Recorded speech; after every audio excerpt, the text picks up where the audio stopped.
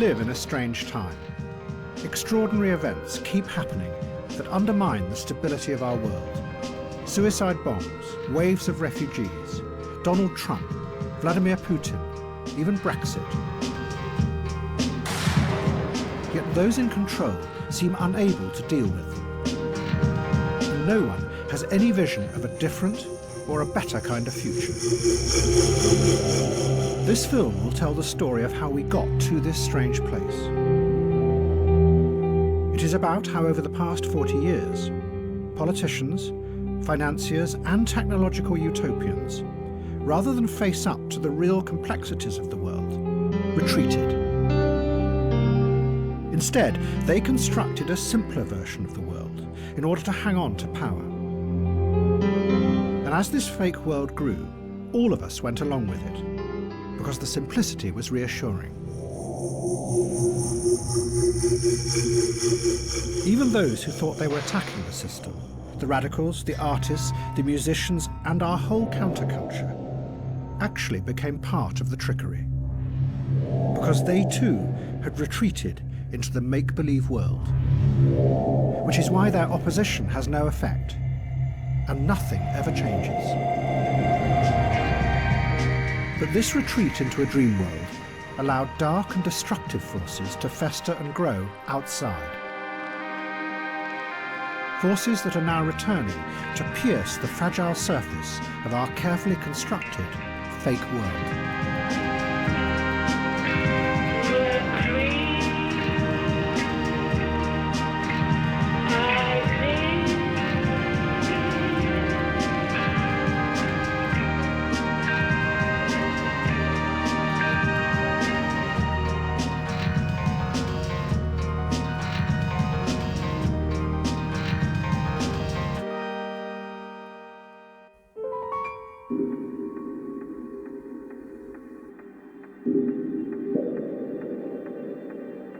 The story begins in two cities at the same moment in 1975. One is New York, the other is Damascus. It was a moment when two ideas about how it might be possible to run the world without politics first took hold.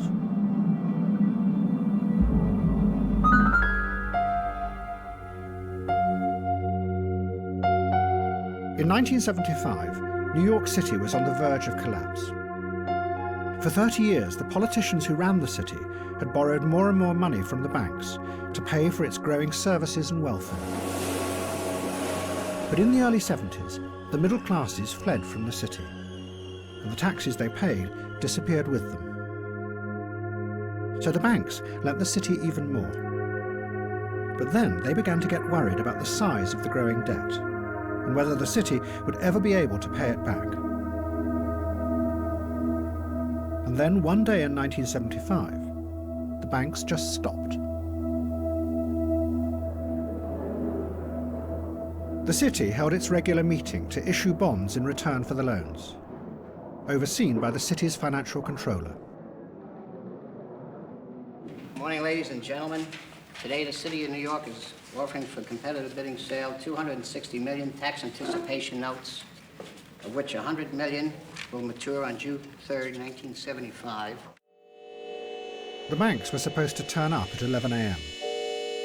But it soon became clear that none of them were going to appear. The meeting was rescheduled for 2 p.m, and the banks promised they would turn up.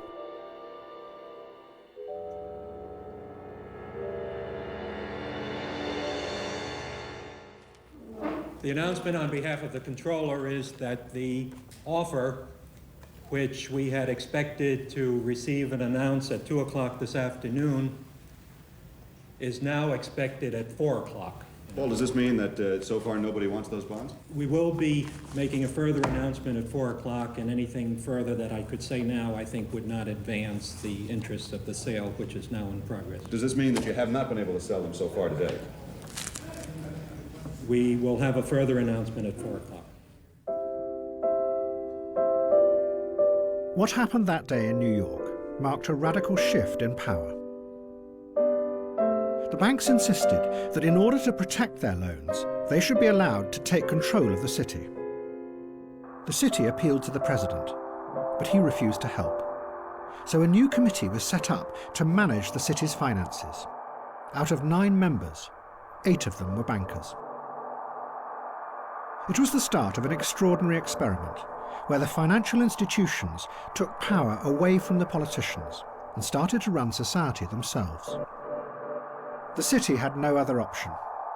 The bankers enforced what was called austerity on the city, insisting that thousands of teachers, policemen and firemen were sacked. This was a new kind of politics. The old politicians believed that crises were solved through negotiations and deals. The bankers had a completely different view. They were just the representatives of something that couldn't be negotiated with, the logic of the market. To them, there was no alternative to this system. It should run society.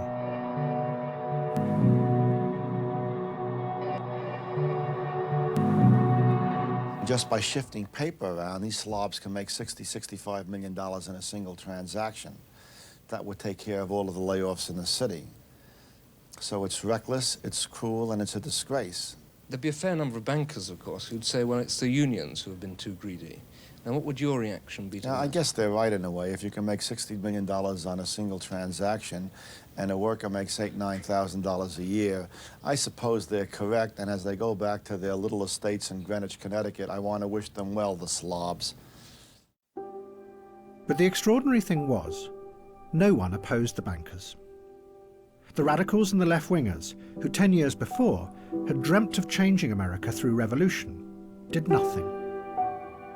They had retreated and were living in the abandoned buildings in Manhattan.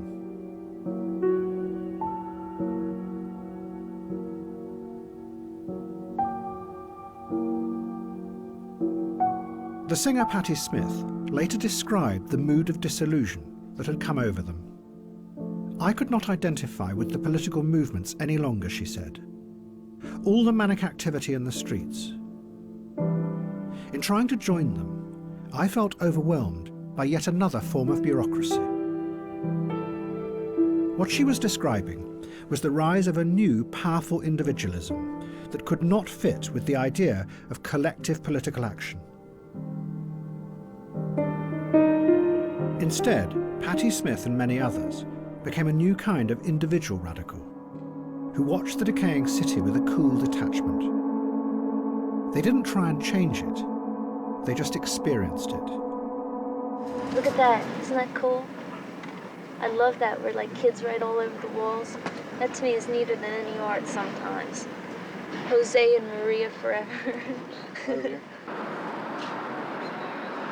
Oh, there's a lot of things like when you pass by big movie houses, maybe we'll find one, but they have little movie screens where you can see clips of like Z or something like that. People watch it over and over. I've seen people, I've checked them out all day. I've gone back and forth and they're still there watching the credits of a movie because they don't have enough dough, but it's some entertainment, you know. Instead, radicals across America turned to art and music as a means of expressing their criticism of society. They believed that instead of trying to change the world outside, the new radicalism should try and change what was inside people's heads. And the way to do this was through self-expression, not collective action.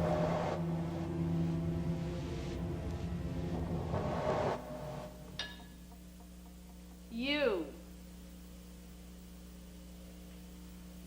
V W X Y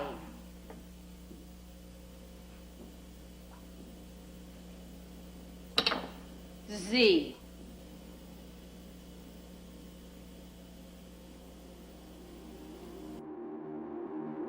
But some of the left saw that something else was really going on. That by detaching themselves and retreating into an ironic coolness, a whole generation were beginning to lose touch with the reality of power.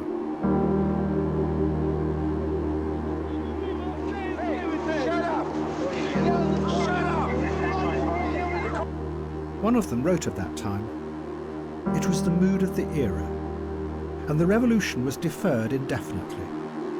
And while we were dozing, the money crept in.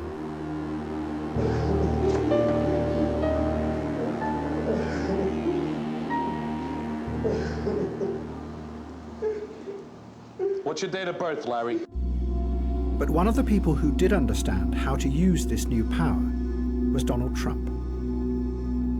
Trump realized that there was now no future in building housing for ordinary people because all the government grants had gone. But he saw that there were other ways to get vast amounts of money out of the state. Trump started to buy up derelict buildings in New York, and he announced that he was going to transform them into luxury hotels and apartments. But in return, he negotiated the biggest tax break in New York's history, worth $160 million. The city had to agree because they were desperate. And the banks, seeing a new opportunity, also started to lend him money. And Donald Trump began to transform New York into a city for the rich, while he paid practically nothing.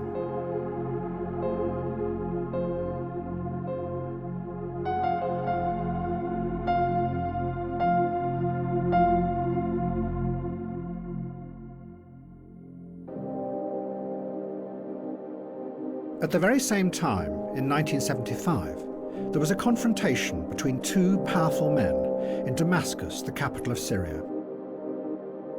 One was Henry Kissinger, the US Secretary of State. The other was the president of Syria, Hafez al-Assad. The battle between the two men was going to have profound consequences for the world.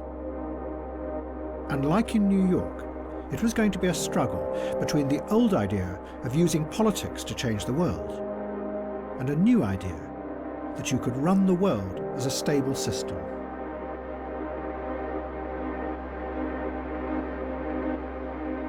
President Assad dominated Syria. The country was full of giant images and statues that glorified him. He was brutal and ruthless, killing or imprisoning anyone he suspected of being a threat. But Assad believed that the violence was for a purpose. He wanted to find a way of uniting the Arab countries and using that power to stand up to the West. 4, 3, 2, 1. Kissinger was also tough and ruthless. He had started in the 1950s as an expert in the theory of nuclear strategy, what was called the delicate balance of terror. It was the system that ran the Cold War. Both sides believed that if they attacked, the other side would immediately launch their missiles and everyone would be annihilated. Kissinger had been one of the models for the character of Dr. Strangelove in Stanley Kubrick's film. Mr. President, I would not rule out the chance to preserve a nucleus of human specimens. It would be quite easy. At the bottom of some of our deeper minds, yeah? Henry was not a warm, friendly, modest, jovial sort of person. He was thought of as one of the more anxious, temperamental, self-conscious, ambitious, inconsiderate people at Harvard. Kissinger saw himself as a hard realist. He had no time for the emotional turmoil of political ideologies. He believed that history had always really been a struggle for power between groups and nations.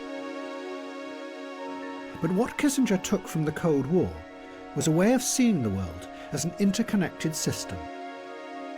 And his aim was to keep that system in balance and prevent it from falling into chaos. I believe that with all the dislocations we now experience, there also exists an extraordinary opportunity to form for the first time in history a truly global society carried by the principle of interdependence. And if we act wisely and with vision, I think we can look back to all this turmoil as the birth pangs of a more creative and better system. If we miss the opportunity, I think there's going to be chaos. The flight has been delayed, we understand now. The Kissinger will be arriving here about an hour and a half from now. So we'll just get have the press informed, and then we'll stay in contact with you. And it was this idea that Kissinger set out to impose on the chaotic politics of the Middle East. But to manage it, he knew that he was going to have to deal with President Assad of Syria. President Assad was convinced that there would only ever be a real and lasting peace between the Arabs and Israel if the Palestinian refugees were allowed to return to their homeland. Hundreds of thousands of Palestinians were living in exile in Syria, as well as in the Lebanon and Jordan. Have you found that the Palestinians here want to integrate with the Syrians at all? Oh, no, never. They don't want, not here or neither in Lebanon or in Jordan, never. No, because they want to stay as a whole, as a Palestinian. And they call themselves those who go back, al-Aidun in Arabic. Assad also believed that such a peace would strengthen the Arab world. But Kissinger thought that strengthening the Arabs would destabilize his balance of power. So he set out to do the very opposite, to fracture the power of the Arab countries by dividing them and breaking their alliances, so they would keep each other in check. Kissinger now played a double game, or as he termed it, constructive ambiguity. In a series of meetings, he persuaded Egypt to sign a separate agreement with Israel. But at the same time, he led Assad to believe that he was working for a wider peace agreement, one that would include the Palestinians.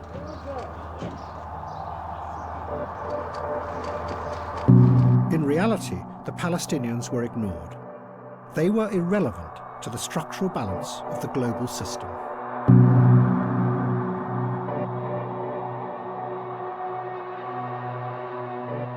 The hallmark of Kissinger's thinking about international politics is its structural design. Everything is always connected in his mind to everything else. But his first thoughts are on that level, on this structural global balance of power level. And as he addresses questions of human dignity, human survival, human freedom, I think they tend to come into his mind as an adjunct of the play of nations at the power game. When Assad found out the truth, it was too late. In a series of confrontations with Kissinger in Damascus, Assad raged about this treachery. He told Kissinger that what he had done would release demons hidden under the surface of the Arab world. Kissinger described their meetings. Assad's controlled fury, he wrote, was all the more impressive for its eerily cold, seemingly unemotional demeanor. Assad now retreated. He started to build a giant palace that loomed over Damascus, and his belief that it would be possible to transform the Arab world began to fade. A British journalist who knew Assad wrote, "Assad's optimism has gone. A trust in the future has gone. What has emerged instead is a brutal, vengeful Assad, who believes in nothing except revenge."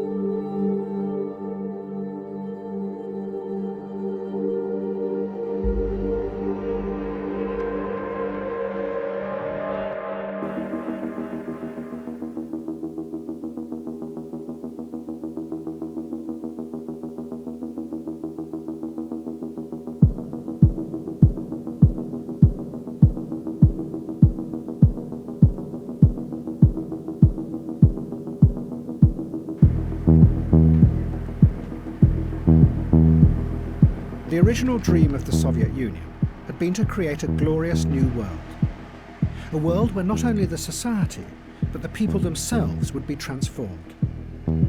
They would become new and better kinds of human beings.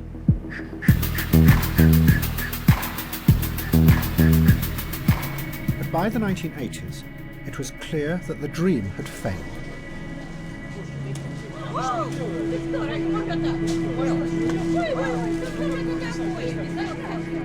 The Soviet Union became instead a society where no one believed in anything or had any vision of the future.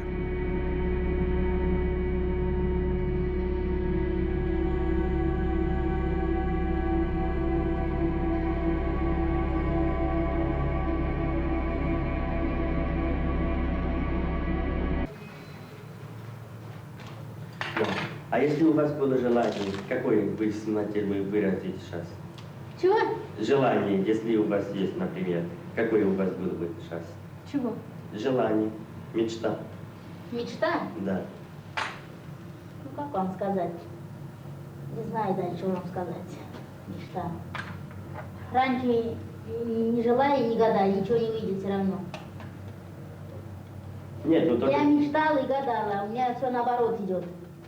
И теперь не верю и никогда не буду думать и мечтать. А вы верите? Кому? Что? Кому верить? Ну, не знаю, Богу. Богу? Никому не верю, ничего не верю. И вам тоже не верю.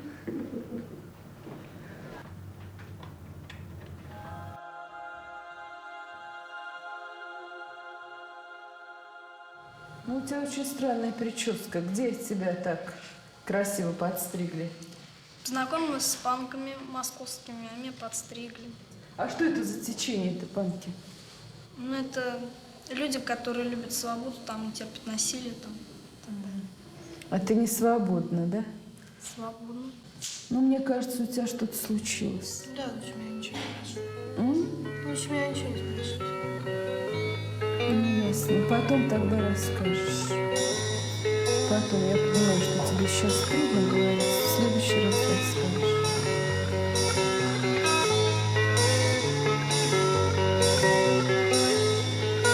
Я повторяю 10 раз и снова. Никто не знает, как же мне хуёво. И телевизор с потолка свисает. И как хуёво мне никто не знает. Все это до того подзаебало, что хочется опять начать сначала. Куплет печальный, он такой, что снова я повторяю, как же мне хуёво. Those who ran the Soviet Union had believed that they could plan and manage a new kind of socialist society. But they had discovered that it was impossible to control and predict everything, and the plan had run out of control. But rather than reveal this, the technocrats began to pretend that everything was still going according to plan. And what emerged instead was a fake version of the society. The Soviet Union became a society where everyone knew that what their leaders said was not real, because they could see with their own eyes that the economy was falling apart. But everybody had to play along and pretend that it was real, because no one could imagine any alternative. One Soviet writer called it HyperNormalisation. You were so much a part of the system that it was impossible to see beyond it. The fakeness was hyper-normal.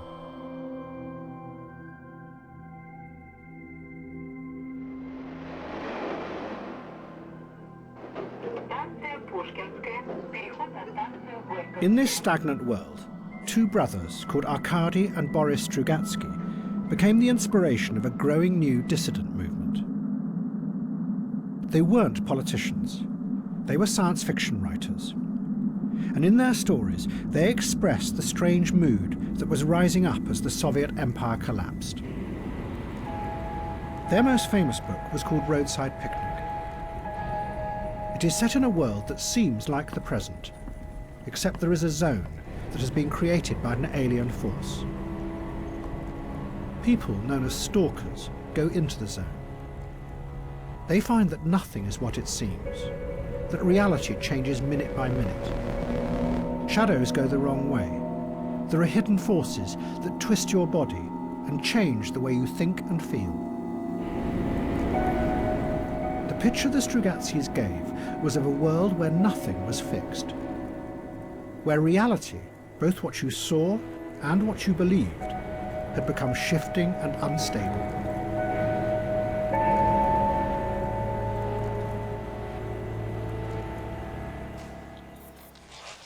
And in 1979, the film director Andrei Tarkovsky made a film that was based on Roadside Picnic. He called it Stalker.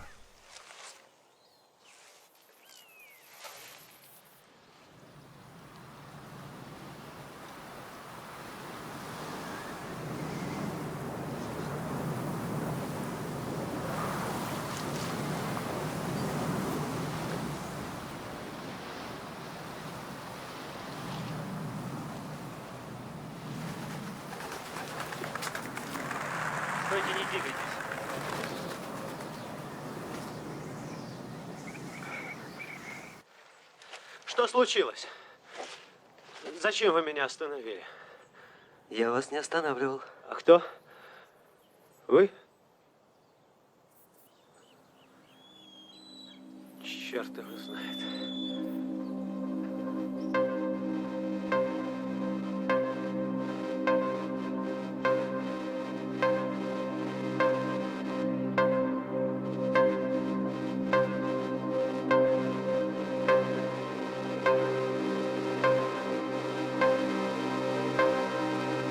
I, Ronald Reagan, do solemnly swear that I will faithfully execute the office of President of the United States. That I will faithfully execute the office of President of the United States.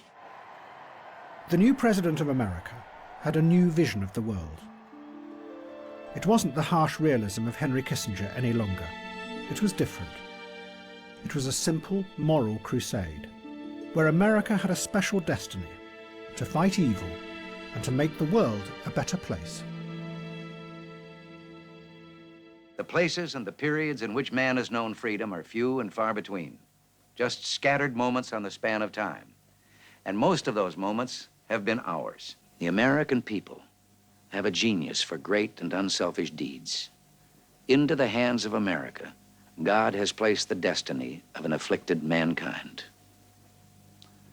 God bless America. But this crusade was going to lead Reagan to come face to face with Henry Kissinger's legacy. And above all, the vengeful fury of President Assad of Syria. Israel was now determined to finally destroy the power of the Palestinians.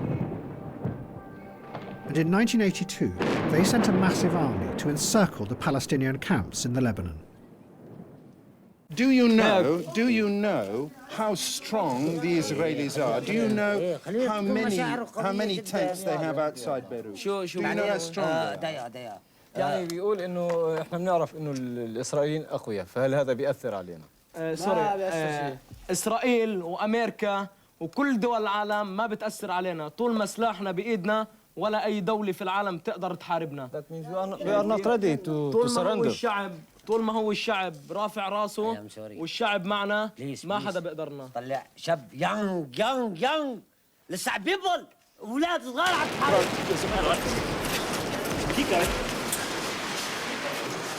Dash into this building here because the PLO guys with us expect that sooner or later there will be a huge explosion. There have been several of these in the last few minutes. As you can see, there's enormous damage in all the buildings around here.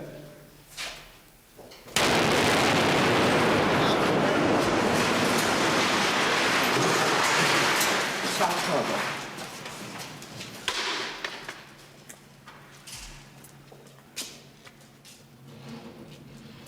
Quick.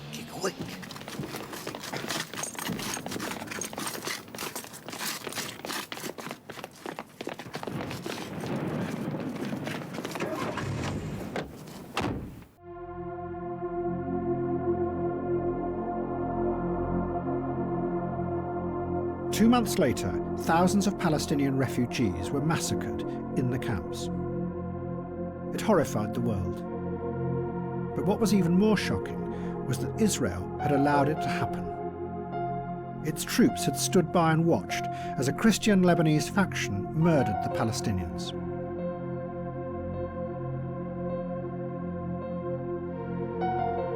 This was the first of the massacres we discovered yesterday. Now, 24 hours later, the stench here is appalling. But the effects on the Israelis of what their Christian allies did here and in dozens of other places around this camp are going to be immense. There's always been a risk of such massacres if Christian militiamen were allowed to come into Palestinian camps, and the Israelis seem to have done nothing to prevent them coming into this one. In the face of the horror and the growing chaos, President Reagan was forced to act. He announced that American Marines would come to Beirut to lead a peacekeeping force. Reagan insisted that the troops were neutral, but President Assad was convinced that there was another reality. He saw the troops as part of the growing conspiracy between America and Israel to divide the Middle East into factions and destroy the power of the Arabs. Assad decided to get the Americans out of the Middle East. And to do this, he made an alliance with the new revolutionary force of Ayatollah Khomeini's Iran. And what Khomeini could bring to Assad was an extraordinary new weapon that he had just created. It was called the poor man's atomic bomb.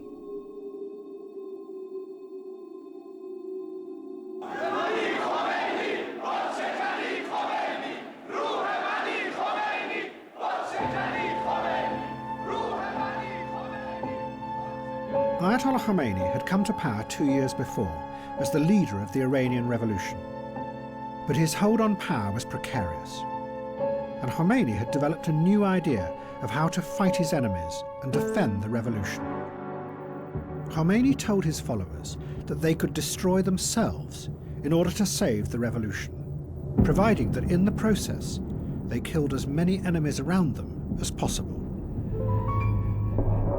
This was completely new, because the Quran specifically prohibited suicide. In the past, you became a martyr on the battlefield because God chose the time and place of your death. But Khomeini changed this. He did it by going back to one of the central rituals of Shia Islam. Every year, Shiites march in a procession, mourning the sacrifice of their founder, Hussein. As they do, they whip themselves, symbolically reenacting Hussein's suffering. Khomeini said that the ultimate act of penitence was not just to whip yourself, but to kill yourself, providing it was for the greater good of the revolution. In the name of God, the compassionate, the merciful, good afternoon. An Iraqi Soviet-made MiG-23 was shot down by the Air Force jet fighters of the Islamic Republic over the northwestern Iranian border region of Marivan at 10:08 hours local time Saturday, said the Joint Staff Command's communique numbered 1710. Khomeini had mobilized this force when the country was attacked by Iraq. Iran faced almost certain defeat because Iraq had far superior weapons, many of them supplied by America. So the revolutionaries took tens of thousands of young boys out of schools, put them on buses, and sent them to the front line. Their job was to walk through the enemy's minefields, deliberately blowing themselves up in order to open gaps that would allow the Iranian army to pass through unharmed. It was organized suicide on a vast scale. This human sacrifice was commemorated in giant cemeteries across the country. Fountains flowing with blood-red water glorified this new kind of martyrdom.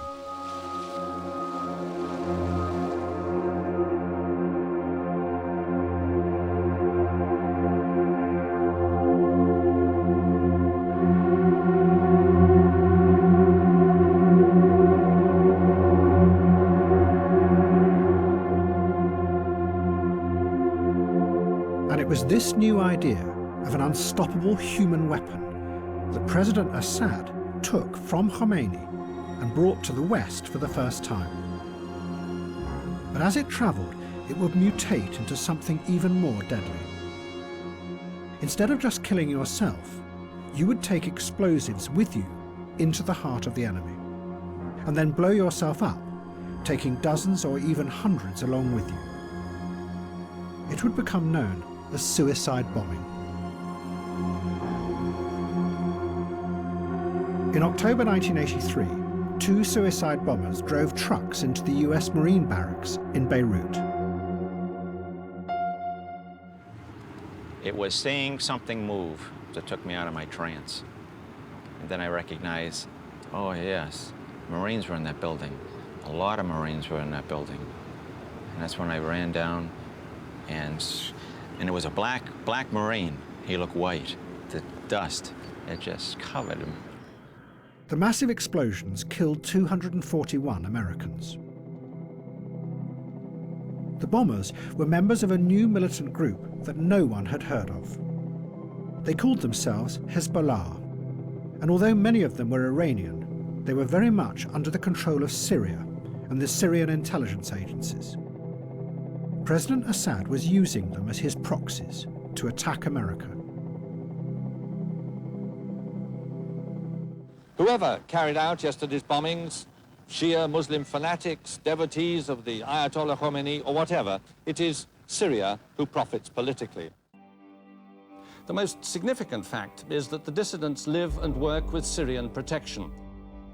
So it is to Syria, rather than to the dissident group's guiding light, Ayatollah Khomeini of Iran, that we must look for an explanation of the group's activities. Destabilization is Syria's Middle Eastern way of reminding the world that Syria must not be left out of plans for the future of the area.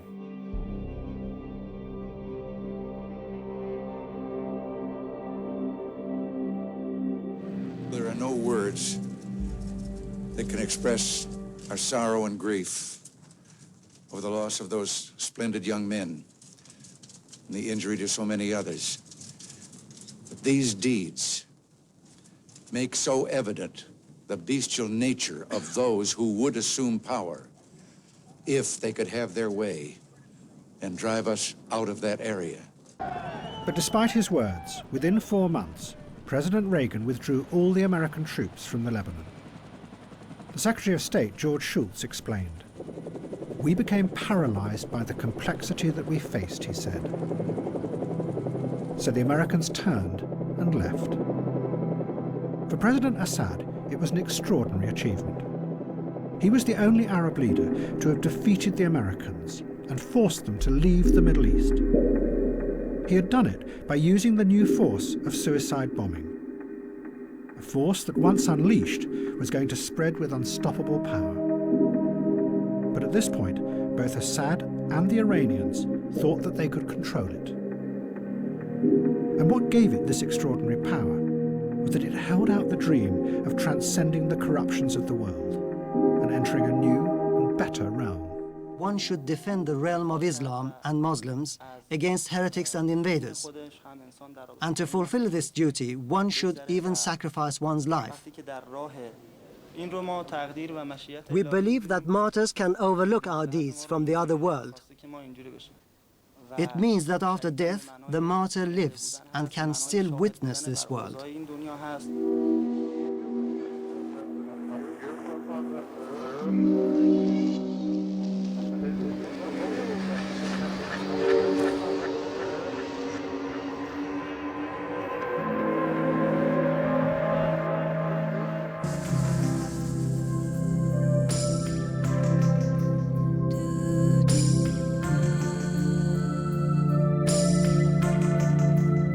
By the middle of the 1980s, the banks were rising up and becoming ever more powerful in America.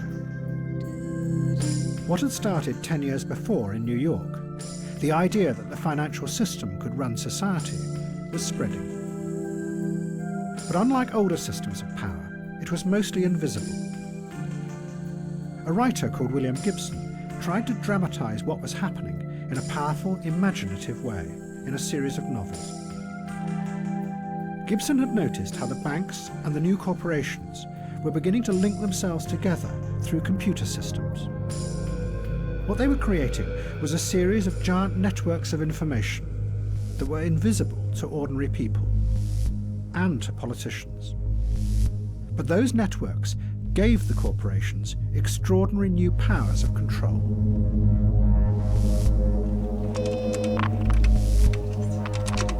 Good morning, Southwest Development. May I help you? Gibson gave this new world a name. He called it cyberspace, and his novels described a future that was dangerous and frightening. Hackers could literally enter into cyberspace, and as they did, they travelled through systems that were so powerful that they could reach out and crush intruders by destroying their minds. In cyberspace, there were no laws and no politicians to protect you. Just raw, brutal corporate power.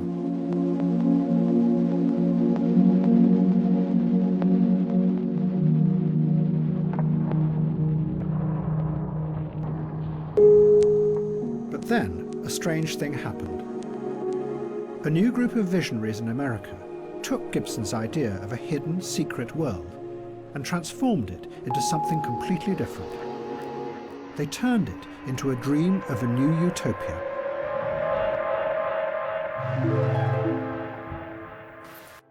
They were the technological utopians who were rising up on the west coast of America. They turned Gibson's idea on its head. Instead of cyberspace being a frightening place dominated by powerful corporations, they reinvented it as the very opposite. A new, safe world where radical dreams could come true. 10 years before, faced by the complexity of real politics, the radicals had given up on the idea of changing the world. But now, the computer utopians saw in cyberspace an alternative reality, a place they could retreat to, away from the harsh right-wing politics that now dominated Reagan's America. The roots of this vision lay back in the counterculture of the 1960s, and above all, with LSD.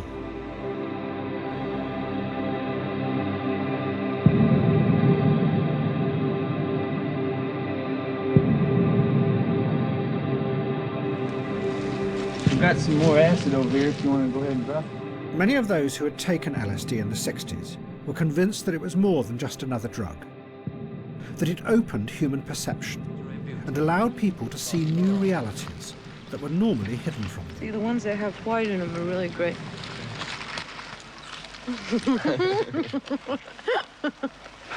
Like a rabbit. It freed them from the narrow, limited view of the world that was imposed on them by politicians and those in power. In the United States, in the next 5, 10, 15 years, you're going to see more and more people taking LSD and making it a part of their lives, so there will be an LSD country within 15 years, an LSD society. There'll be less interest in, obviously, warfare, in power politics. You know, politics today is a disease. That's a real addiction. Politics, politics, politics, politics. Don't politic. Don't vote. These are old men's games. Impotent and senile old men that want to put you onto their old chess games of war and power. 20 years later, the new networks of machines seemed to offer a way to construct a real alternate reality. Not just one that was chemically induced, but a space that actually existed in a parallel dimension to the real world. And like with acid, cyberspace could be a place where you would be liberated from the old corrupt hierarchies of politics and power and explore new ways of being. One of the leading exponents of this idea was called John Perry Barlow. In the 60s, he had written songs for the Grateful Dead and been part of the acid counterculture.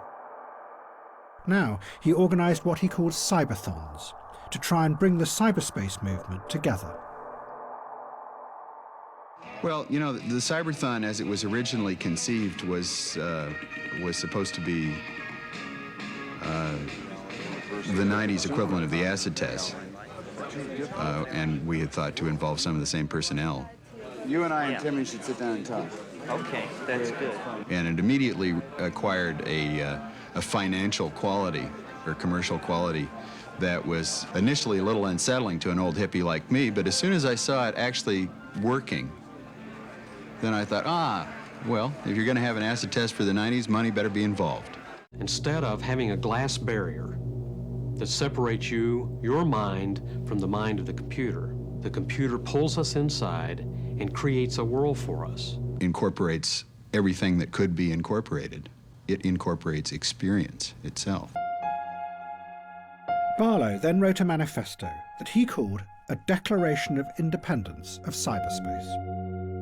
It was addressed to all politicians, telling them to keep out of this new world.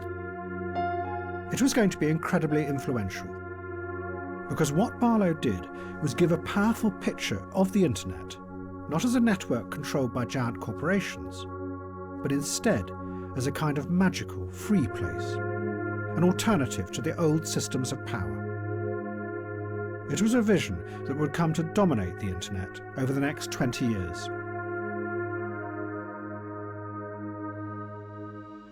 Governments of the industrial world, cyberspace does not lie within your borders.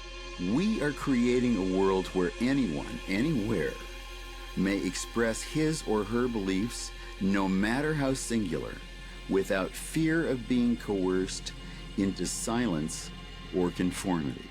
I declare the global social space we are building to be naturally independent of the tyrannies you seek to impose on us. We will create a civilization of the mind in cyberspace. May it be more humane and fair than the world your governments have made before. It's begun.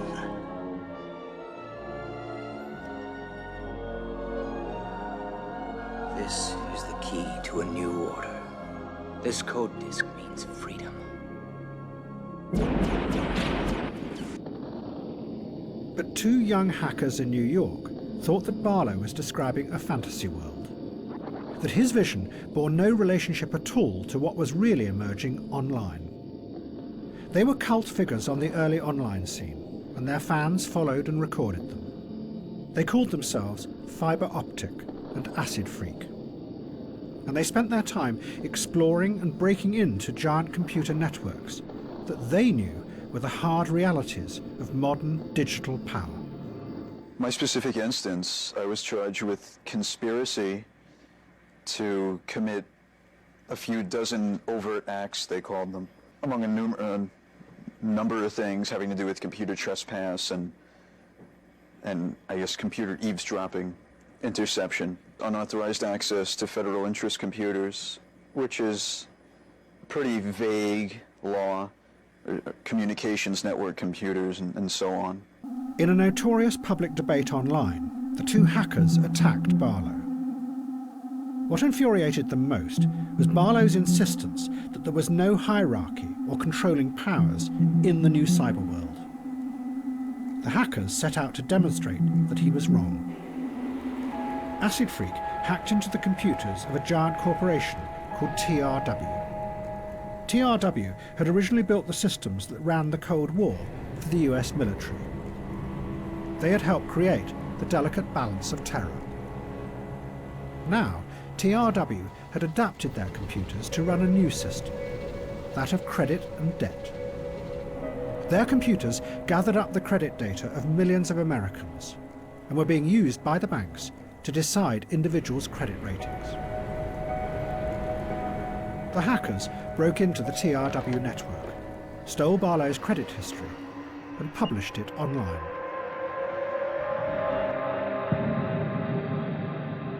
The hackers were demonstrating the growing power of finance, how the companies that ran the new systems of credit knew more and more about you, and increasingly used that information to control your destiny.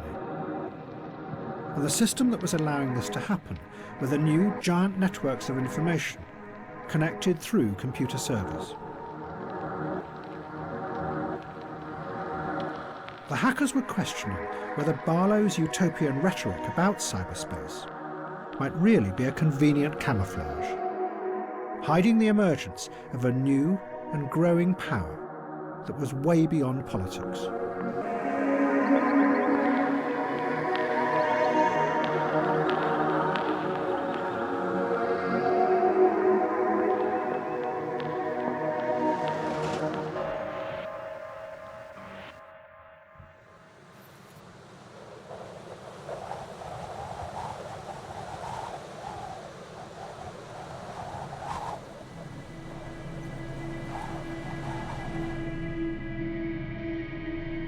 But cyberspace was not the only imaginary story being created. Faced with the humiliating defeat in the Lebanon, President Reagan's government was desperate to shore up the vision of a moral world where a good America struggled against evil. And to do this, they were going to create a simple villain, an imaginary enemy, one that would free them from the paralyzing complexity of real Middle Eastern politics. And the perfect candidate was waiting in the wings. Colonel Gaddafi, the ruler of Libya.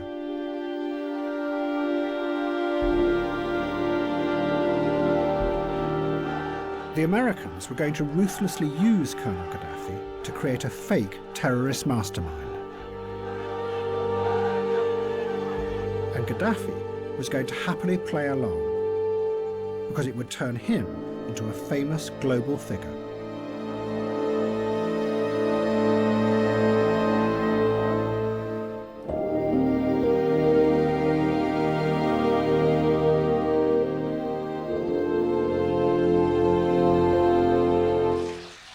Colonel Gaddafi had taken power in a coup in the 1970s. But from the very start, he was convinced that he was more than just the leader of one country. He believed that he was an international revolutionary whose destiny was to challenge the power of the West.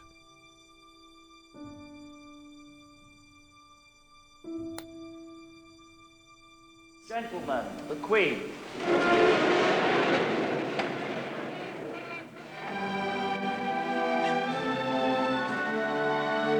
When he was a young officer, Gaddafi had been sent to England for training. And he had detested the patronising racism that he said he had found at the heart of British society. Yes, I attended a course. I have been in England since 1966, from April to August. You had the best months?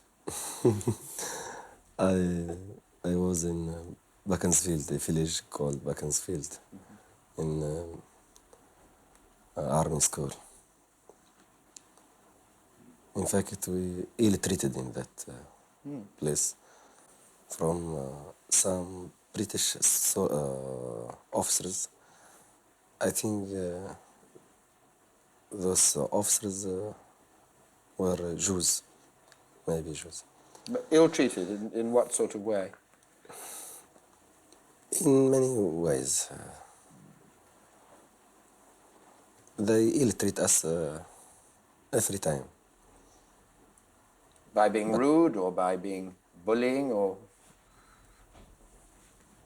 In their all behavior towards us, they ill-treat us. They hate us anyhow because of colonization. It is a result of colonialism. Once in power, Gaddafi had developed his own revolutionary theory, which he called the Third Universal Theory. It was an alternative, he said, to communism and capitalism. He published it in a green book, but practically no one read it.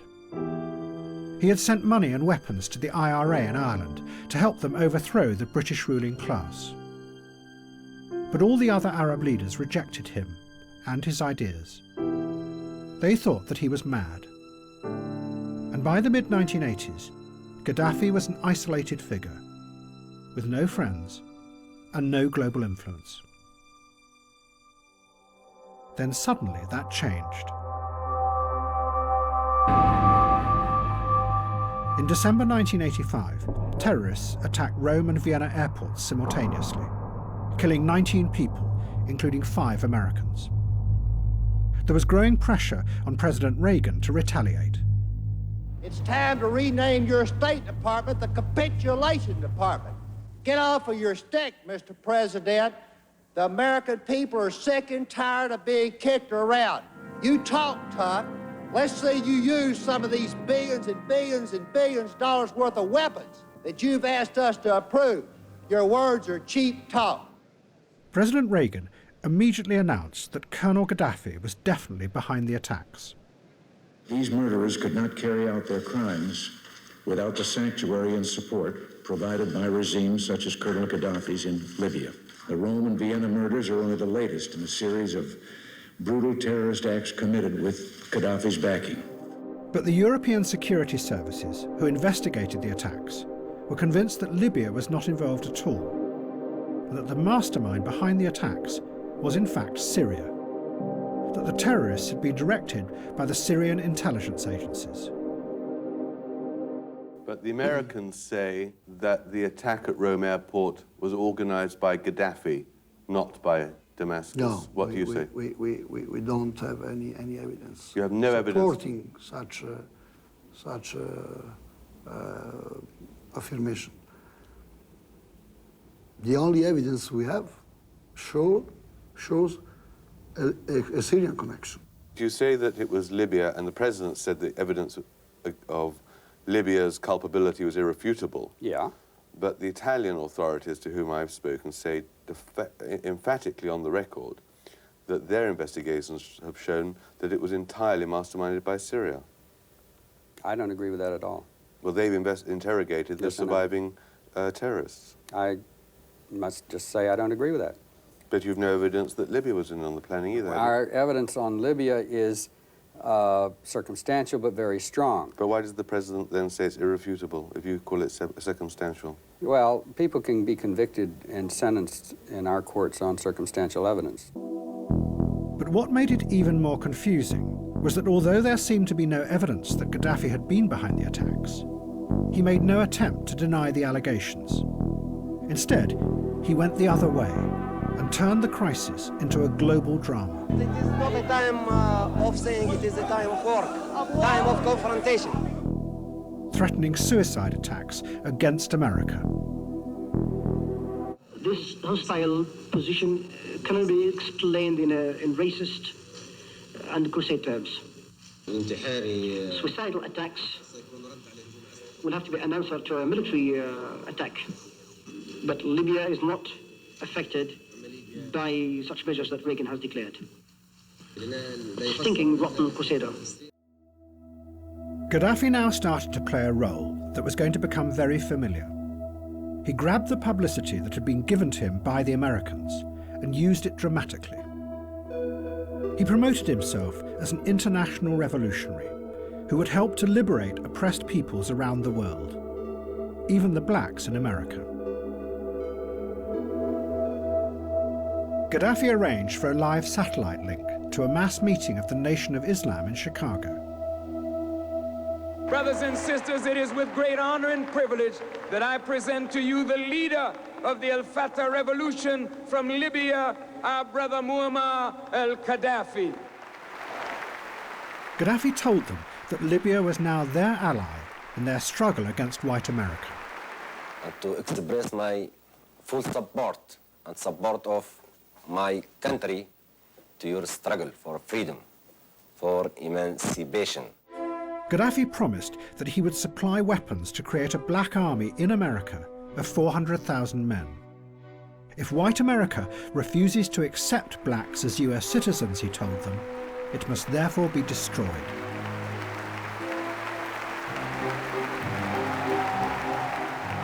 Gaddafi also invited a group of German rocket scientists to come to Libya to build him a rocket.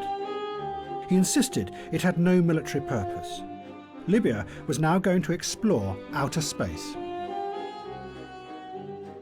I think it is peaceful and civilian activity for investigation of space and something like this. And it has nothing to do with any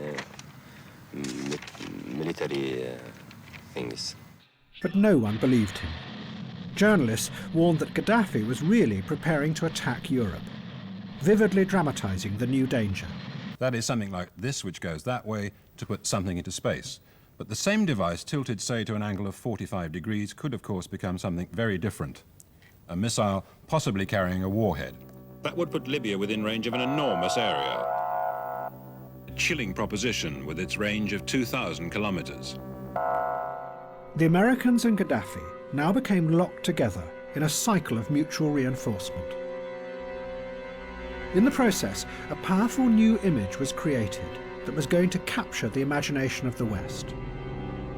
Gaddafi became a global supervillain, at the head of what was called a rogue state. A madman who threatened the stability of the world.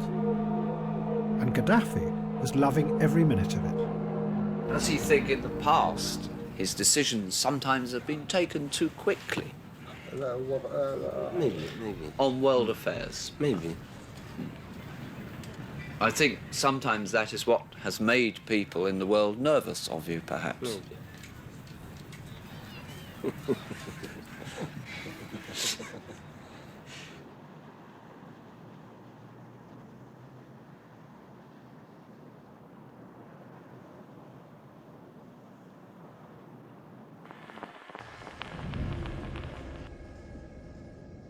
Then there was another terrorist attack at a discotheque in West Berlin. A bomb killed an American soldier and injured hundreds. The Americans released what they said were intercepts by the National Security Agency that proved that Colonel Gaddafi was behind the bombing, and a dossier that they said proved that he was also the mastermind behind a whole range of other attacks. President Reagan ordered the Pentagon to prepare to bomb Libya. But again, there were doubts, this time within the American government itself. There were concerns that analysts were being pressured to make a case that didn't really exist. And to do it, they were taking Gaddafi's rhetoric about himself as a global revolutionary and his manic ravings, and then representing them as fact. And in the process, together, the Americans and Gaddafi were constructing a fictional world. The analyst was certainly, I'm convinced, pressured into developing a prima facie case against the Libyan government. From the somewhat incoherent ravings of a maniac, both interceptions of a clandestine nature and interceptions of a open radio broadcasts or whatever, as well as other sources, quotations of his, that one can assemble a neatly put together package demonstrating that the man had violent interests against the United States and its European allies. The European intelligence agencies told the Americans that they were wrong, that it was Syria that was behind the bombing, not Libya. But the Americans had decided to attack Libya because they couldn't face the dangerous consequences of attacking Syria. Instead, they went for Gaddafi, a man without friends or allies. Libya were less downside consequences, if you will. There's less Arab support for Gaddafi. We figured there would be less Soviet support for Gaddafi. There's no question but what Libya was more vulnerable than Syria and Iran. It was a soft and target. that is certainly an element, of course. In April 1986, the Americans attacked Libya. Their targets included Colonel Gaddafi's own house. Immediately after the attack, Gaddafi appeared in the ruins to describe what had happened. The family were asleep, and my wife was, that day, tied down to the bed because she had a slip disc. I tried to rescue the children, and the house started to collapse, as you can see, and the books started to burn. They concentrated on the children's room so that they would kill all the children. Our small adopted daughter was killed, and 2 of our children were injured. But yet again, Gaddafi might have been lying. Ever since then, there have been rumours that his adopted daughter actually survived. But many other children were killed in the raid because the American bombing was so inaccurate. Gaddafi realised that the attention of the whole world was now focused on him, and he grabbed the moment to promote his own revolutionary theory, the Third Way, as a global alternative to democracy.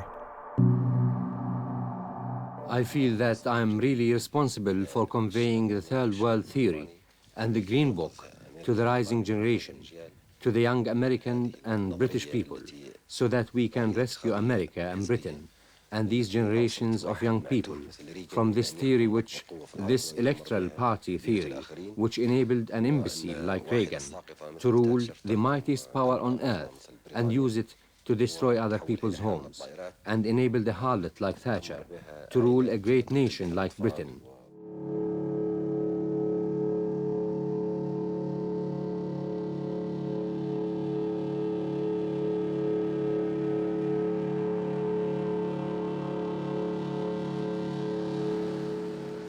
Look at that. What the heck is that? Oh my God. Look at that. Holy crap.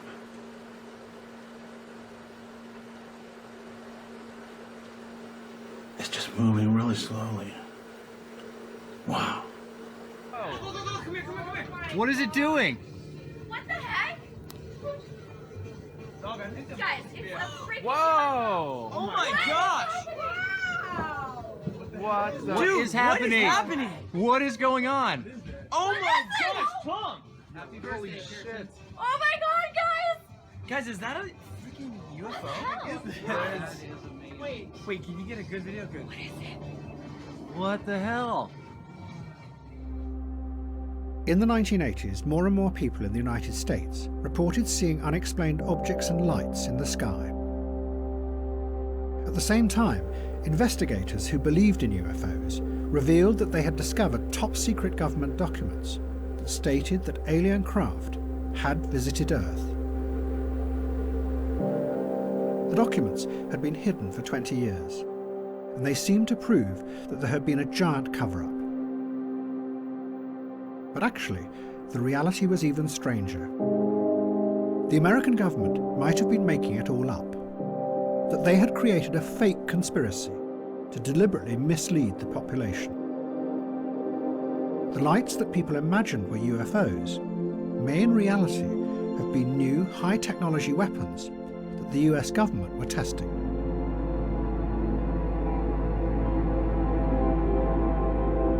The government had developed the weapons because they, in turn, imagined that the Soviet Union was far stronger than it was, and still wanted to conquer the world.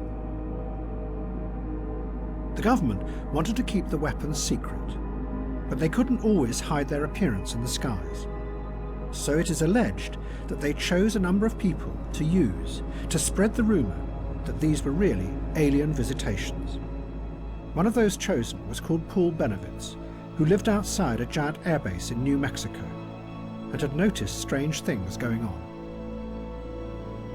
Years later, I sat down with Paul at dinner and told Paul exactly that everything we did was a sanctioned counterintelligence operation to convince him that what he was seeing was UFOs, and that what we didn't want him to know was that he tapped into something on the base, and we didn't want him to ever disclose that.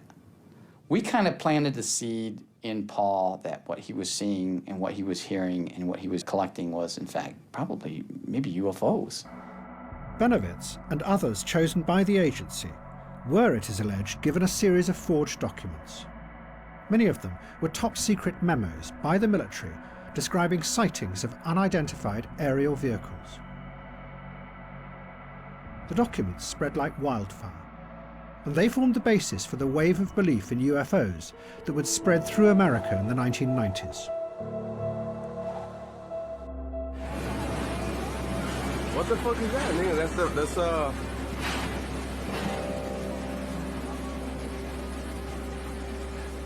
That's crazy, bro. Is that space, And it also fueled the wider, growing belief that governments lied to you, that conspiracies were real. What the Reagan administration were doing, both with Colonel Gaddafi and with the UFOs, was a blurring of fact and fiction. But it was part of an even broader program. The president's advisors had given it a name. They called it perception management, and it became a central part of the American government during the 1980s. The aim was to tell dramatic stories that grabbed the public imagination, not just about the Middle East, but about Central America and the Soviet Union. And it didn't matter if the stories were true or not, providing they distracted people, and you, the politician, from having to deal with the intractable complexities of the real world.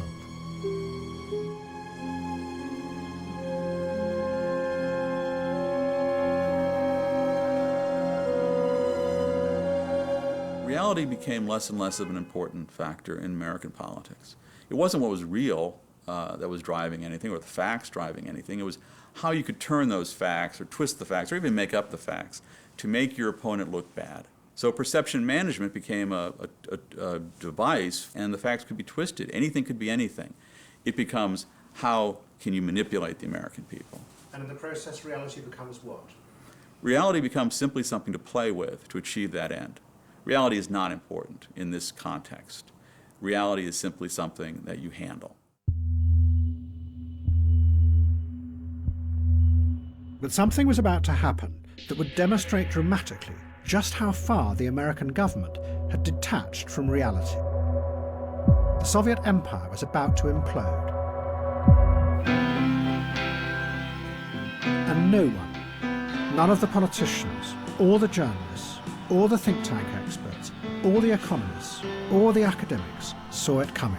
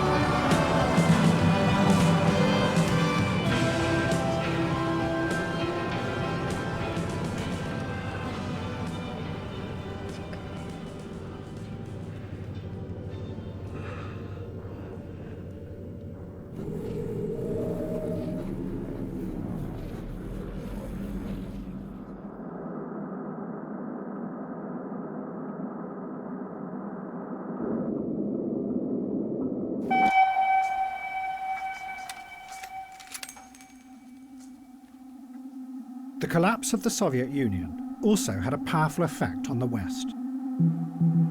For many, it symbolized the final failure of the dream that politics could be used to build a new kind of world. What was going to emerge instead was a new system that had nothing to do with politics. A system whose aim was not to try and change things, but rather to manage a post-political world.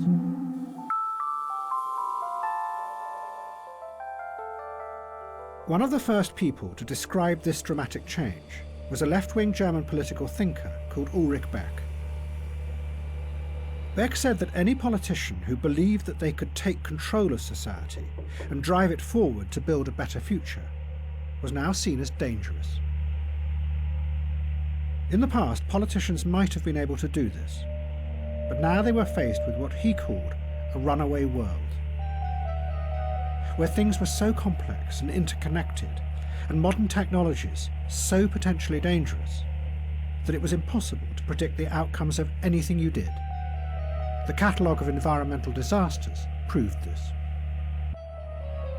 Politicians would have to give up any idea of trying to change the world. Instead, their new aim would be to try and predict the dangers in the future, and then find ways to avoid those risks. Although Beck came from the political left, the world he saw coming was deeply conservative.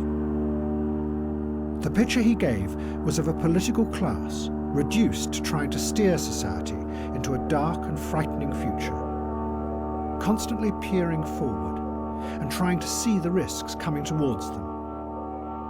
Their only aim, to avoid those risks and keep society stable. It only lasted for a few seconds, so you're basically shocked you really didn't know what was going on at the time. Where were you in the building and where was the explosion? Oh my God! But a system that could anticipate the future and keep society stable was already being built, pieced together from all kinds of different and sometimes surprising sources, all of them outside politics. One part of it was taking shape in a tiny town in the far northwest of the United States called East Wenatchee. It was a giant computer whose job was to make the future predictable.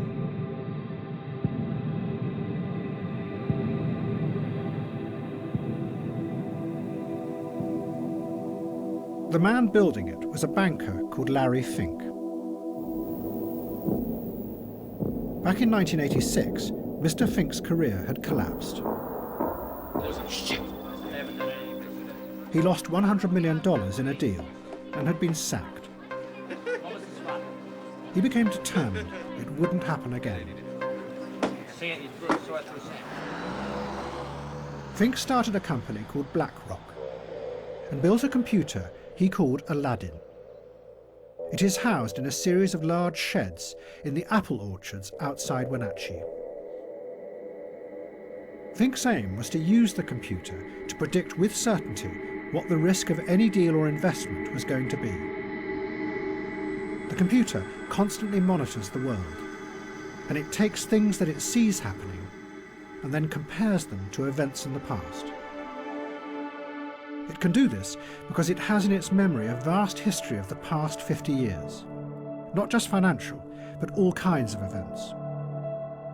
Out of the millions and millions of correlations, the computer then spots possible disasters, possible dangers lying in the future, and moves the investments to avoid any radical change and keep the system stable.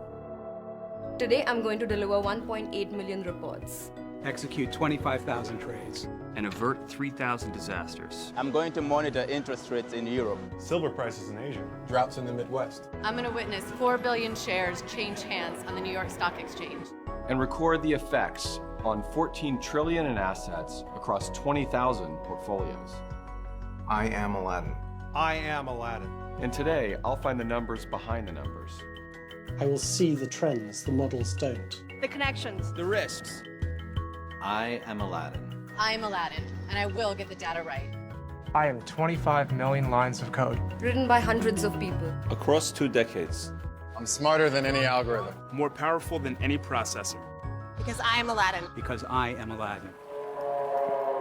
I am Aladdin. I am Aladdin. Aladdin has proved to be incredibly successful. The assets it guides and controls now amount to $15 trillion, which is 7% of the world's total wealth.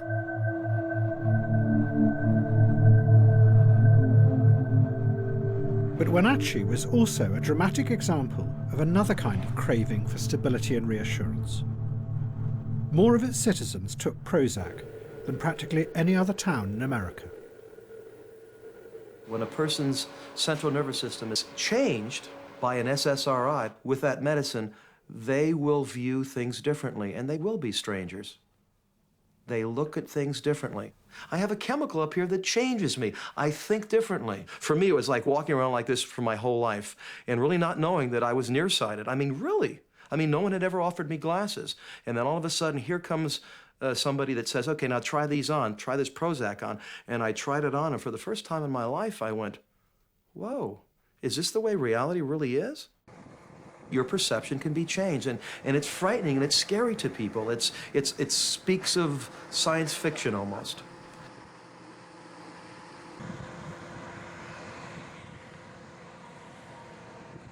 Well, the medicine just kind of lets you listen to what needs to go on. And then your doctor, every time you come back, he says, you're looking so much better. And then he just, like Jim, every time I come in, he goes, you are so beautiful, And he isn't even sucking up. I mean, he's being nice, You're beautiful, you're nice, you're friendly, you've got so much going for you. And I think, yeah, I do, yeah.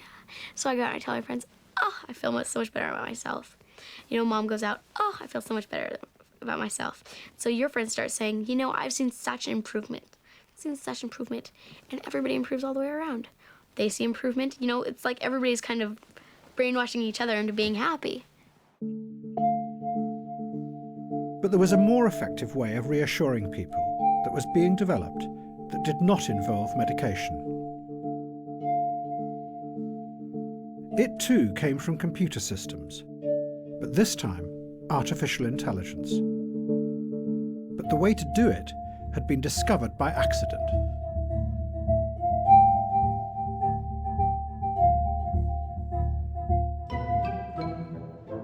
Back in the 1960s, there had been optimistic dreams that it would be possible to develop computers that could think like human beings. Scientists then spent years trying to program the rules that governed human thought. But they never worked.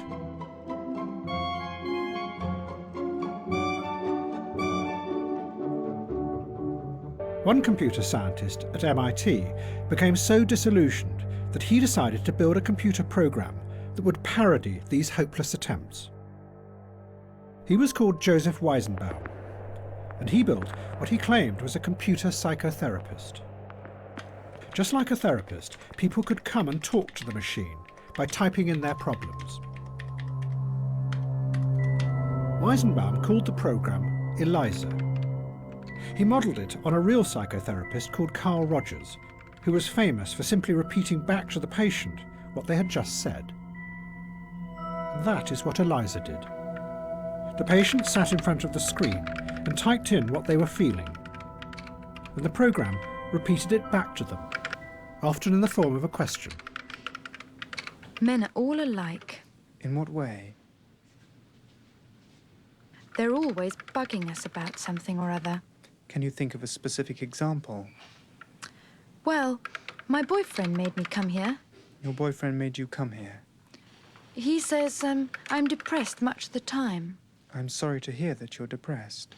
It's true. I am unhappy. Do you think coming here will help you not to be unhappy? Well, I need some help. That much seems certain. One of the first people to use ELIZA was Weizenbaum's secretary, and her reaction was something that he had not predicted at all. And I asked her to my office and sat her down at the keyboard, and then she began to type. And of course, I looked over her shoulder to make sure that everything was operating properly. After 2 or 3 interchanges with the machine, she turned to me and she said, "Would you mind leaving the room, please?" And yet she knew, as Weizenbaum did, that ELIZA didn't understand a single word that was being typed into it. You're like my father in some ways. You don't argue with me. Why do you think I don't argue with you? You're afraid of me. Does it please you to think I'm afraid of you? My father's afraid of everybody. My father's afraid of everybody. Weizenbaum was astonished. He discovered that everyone who tried ELIZA became engrossed. They would sit for hours telling the machine about their inner feelings and incredibly intimate details of their lives. They also liked it because it was free of any kind of patronizing elitism. One person said, "After all, the computer doesn't burn out, look down on you, or try to have sex with you." What Eliza showed was that in an age of individualism, what made people feel secure was having themselves reflected back to them, just like in a mirror.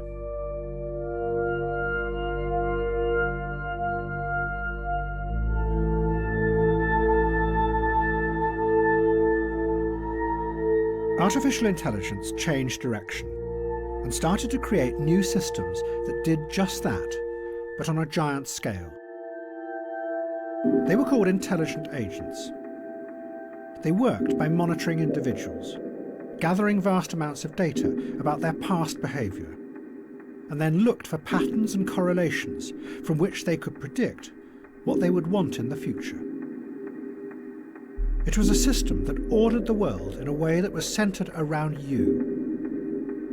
And in an age of anxious individualism, frightened of the future, that was reassuring, just like Eliza. A safe bubble that protected you from the complexities of the world outside.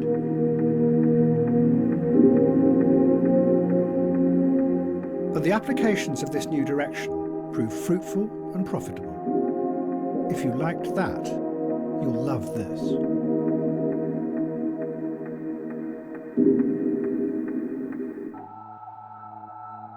What was rising up in different ways was a new system that promised to keep the world stable.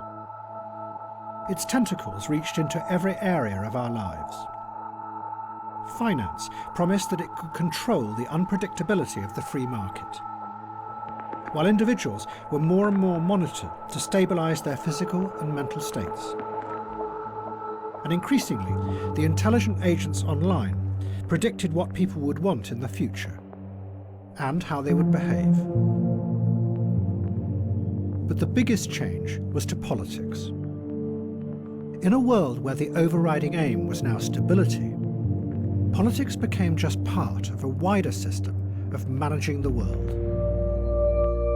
The old idea of democratic politics, that it gave a voice to the weak against the powerful, was eroded. And a resentment began to quietly grow out on the edges of society.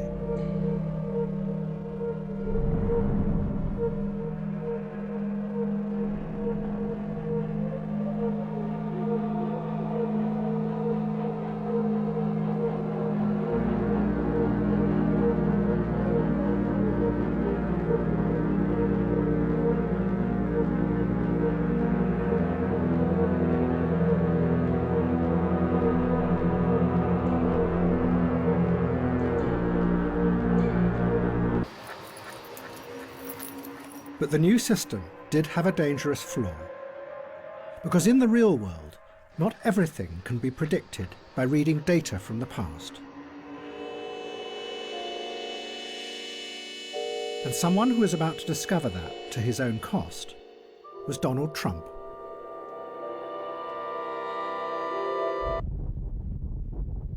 One day, a man called Jess Markham received a phone call. It was from Donald Trump, and Trump was desperate for help. Markham was a strange, mysterious figure. He had been a nuclear scientist in the 1950s and studied the effect of radiation from nuclear weapons on the human body. Then Markham had gone to Las Vegas and become obsessed by gambling. He had a photographic memory, and he used it to instantly process the data of the games as they were played. From that, he could predict the outcome. And he always won. The Las Vegas gangsters were fascinated by him. They called him the Automat. Where are we going? Let's go. Go.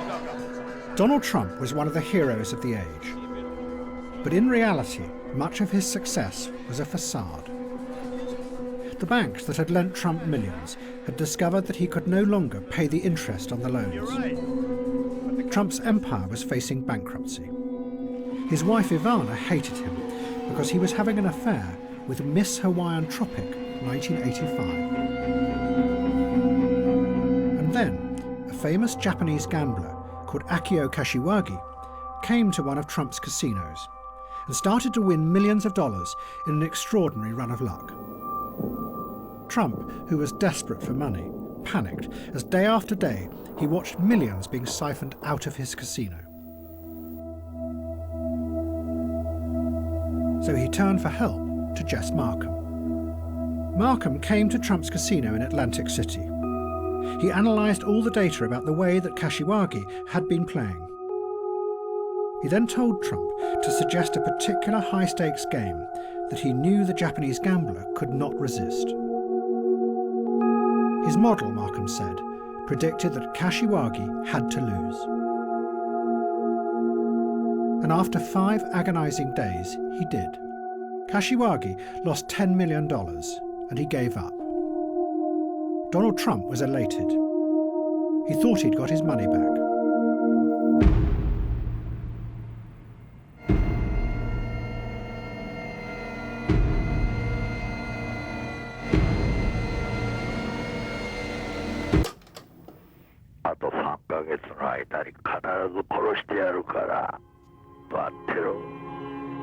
Before Kashiwagi could pay his debt, he was hacked to death in his kitchen by Yakuza gangsters. And Donald Trump didn't get his money. Trump's business went bankrupt, and he was forced to sell most of his buildings to the banks. And he married Miss Hawaiian Tropic. In the future, he would sell his name to other people to put on their buildings. And he himself would become a celebrity tycoon.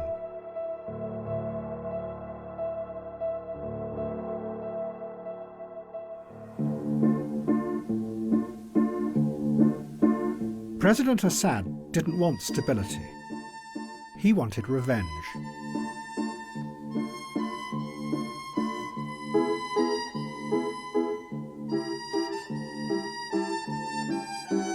In December 1988, a bomb exploded on a Pan Am plane over Lockerbie in Scotland. Almost immediately, investigators and journalists pointed the finger at Syria.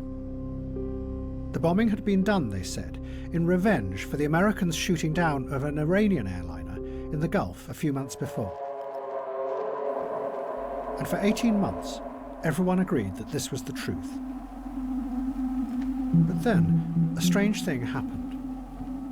The security agencies said that they had been wrong. It hadn't been Syria at all. It was Libya who had been behind the Lockerbie bombing. But many journalists and politicians did not believe it. They were convinced that the switch had happened for the most cynical of reasons. That America and Britain desperately needed Assad as an ally in the coming Gulf War against Saddam Hussein. So once again, they blamed Colonel Gaddafi as the terrorist mastermind. Well, Syria, of course, was unfortunately accused of many terrorist outrage and of harbouring terrorist groups. It appears that we have now restored relations with them, as have the Americans. They're now our friends, although we get no real assurances on the past whatsoever. It strikes me as very strange indeed that many of the things we thought were previously the responsibility of Syria have now dramatically become the responsibility of Libya. But Assad was not really in control, because he had released forces that no one would be able to control. The force that 10 years before he had brought from Iran to attack the West, the human bomb, was now about to jump, like a virus, from Shia to Sunni Islam.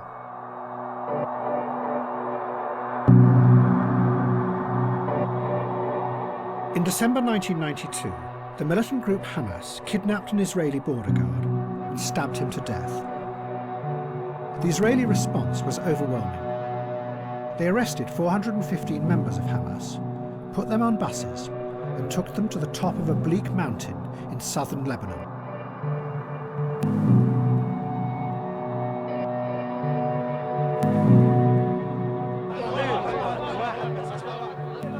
They left them there and refused to allow any humanitarian aid through.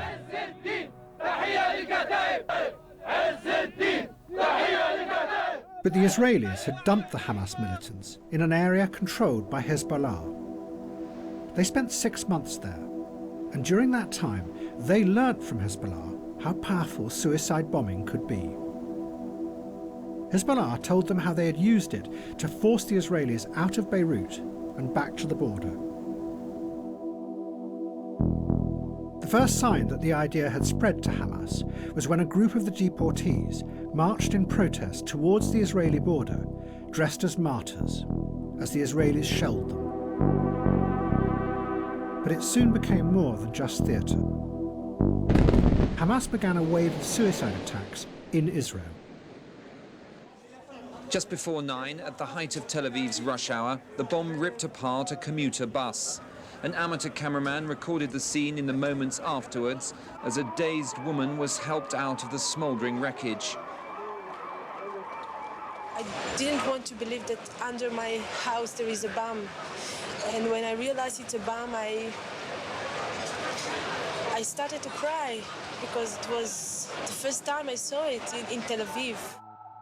Hamas sent the bombers into the heart of Israeli cities to blow themselves up and kill as many around them as possible.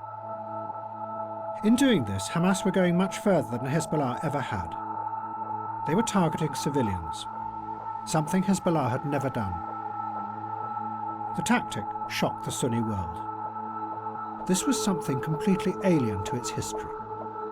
Not only did the Quran forbid suicide, but Sunni Islam did not have any rituals of self-sacrifice, unlike the Shias. The most senior religious leader in Saudi Arabia insisted it was wrong. But a mainstream theologian from Egypt, called Sheikh Qaradawi, seized the moment. He issued a fatwa that justified the attacks. And, he added, it was also justified to kill civilians. Because in Israel, everyone, including women, serve as reservists. So really, they are all part of the enemy army. It's not suicide. It is martyrdom in the name of God. Islamic theologians and jurisprudents have debated this issue. Israeli women are not like women in our society because Israeli women are militarized. Secondly, I consider this type of martyrdom operation as an indication of justice of Allah Almighty. Allah is just. Through His infinite wisdom, He has given the weak what the strong do not possess, and that is the ability to turn their bodies into bombs like the Palestinians do. Hamas kept sending the bombers into Israel, sometimes day after day. The horror overwhelmed Israeli society, and it completely destroyed the ability of politics to solve the Palestinian crisis. Instead, in the Israeli election of 1996, Benjamin Netanyahu took power. He turned against the peace process, which was exactly what Hamas wanted. And from then on, the two sides became locked together in ever more horrific cycles of violence. The human bomb had destroyed the very thing that President Assad had first wanted, a real political solution to the Palestinian question. It was just after 1 o'clock and the market was full of shoppers. Streams of ambulances came to carry away the dead and the injured. It was a place of appalling suffering, but even with the first grief came the immediate political impact on the peace process. It's impossible. This moment it will be the end, must be the end of this bloody peace process.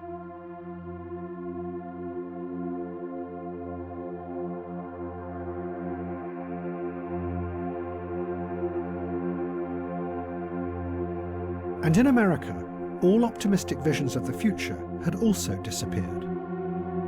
Instead, everyone in society, not just the politicians, but the scientists, the journalists, and all kinds of experts, had begun to focus on the dangers that might be hidden in the future. This in turn created a pessimistic mood that then began to spread out from the rational technocratic world and infect the whole of the culture. And everyone became possessed by dark forebodings, imagining the very worst that might happen.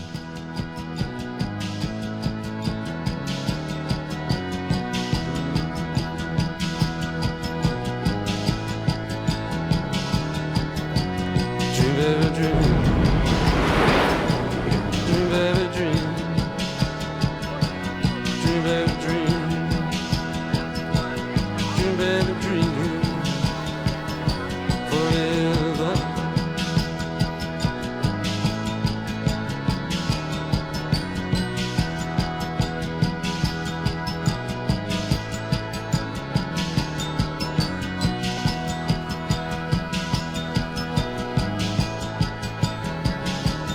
Oh, dream, baby, dream.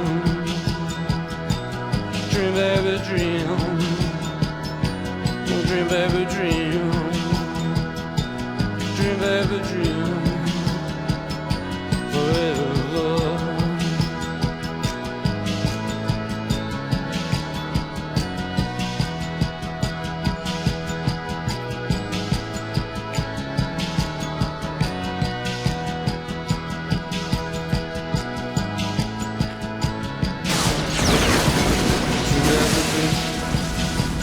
Oh, baby, gotta keep those dreams burning. Keep those dreams burning forever. Oh, dream, baby, dream. Dream, baby, dream. Dream, baby, dream. Dream, baby, dream. Dream, baby, dream, baby, dream, baby, dream, baby. Oh, dream, baby, dream.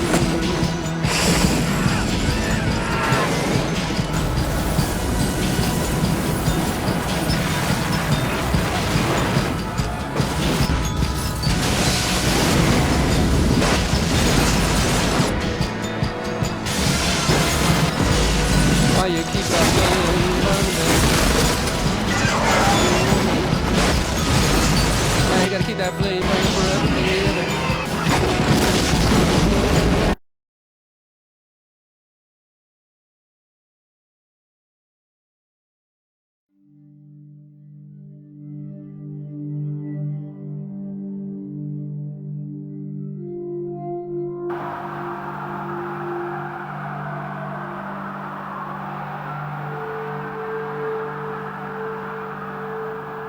The attacks in September 2001 were suicide bombs, but now on a huge scale.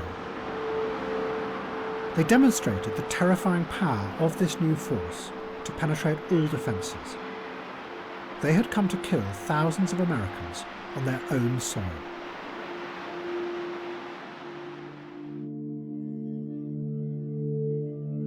"20 years before, President Reagan had been confronted by the first suicide bombers.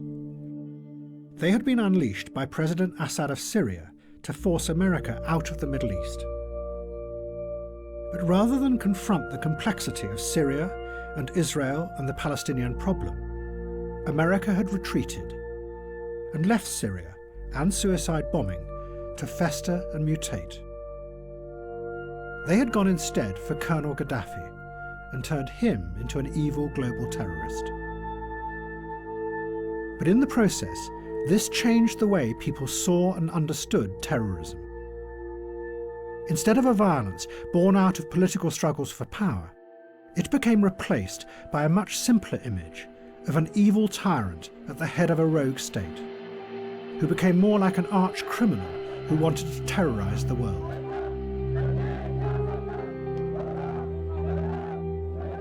All the politics and power dropped away.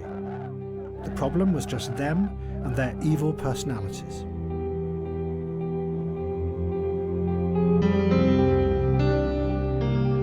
And after 9/11, this led to a new and equally simple idea: that if only you could remove these tyrannical figures, then the grateful people of their country would transform naturally into a democracy, because they would be free of the evil. We owe it to the future of civilization not to allow the world's worst leaders to develop and deploy and therefore blackmail freed-loving countries with the world's worst weapons. We know they've already got chemical and biological weapons there. We know that they're certainly doing their best to acquire nuclear weapons technology. If we allow them to do that and do nothing about it, then I think later generations will consider us deeply irresponsible. Both Tony Blair and George Bush became possessed by the idea of ridding the world of Saddam Hussein. so possessed that they believed any story that proved his evil intentions. And the line between reality and fiction became ever more blurred. In September 2002, the head of MI6 rushed to Downing Street to tell Blair excitedly that they had finally found the source that confirmed everything. The source, he said, had direct access to Saddam Hussein's chemical weapons program, which was making vast quantities of VX and sarin nerve agents. The nerve agents were being loaded into linked hollow glass spheres. But then someone in MI6 noticed that the detail the source was describing was identical to scenes in the 1996 movie The Rock, starring Sean Connery and Nicolas Cage.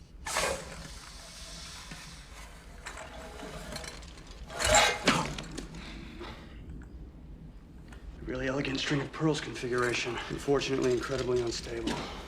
Well, what exactly does this stuff do? If the rocket renders it aerosol, it can take out the entire city of people. How? It's a cholinesterase inhibitor. Stops the brain from sending nerve messages down the spinal cord. A later report into the Iraq War pointed out glass containers were not typically used in chemical munitions. Seizes your nervous system. Do not move that! And the informant had obviously seen a popular movie known as The Rock that had inaccurately depicted nerve agents being carried in glass beads or spheres. After your skin melts off. Oh my God.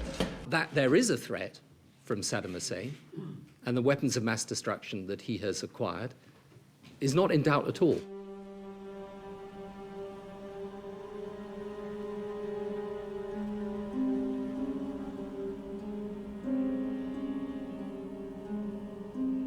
Hafez al-Assad had died in 2000. His son Bashar became the new president of Syria. But he couldn't escape the inexorable logic of what his father had started. 20 years before, his father had sent Shiite suicide bombers to attack the Americans in Lebanon. Now, as America and Britain invaded Iraq, Bashar decided that he would copy his father. But what he was about to let loose would tear the Arab world apart, and then come back to try to destroy him.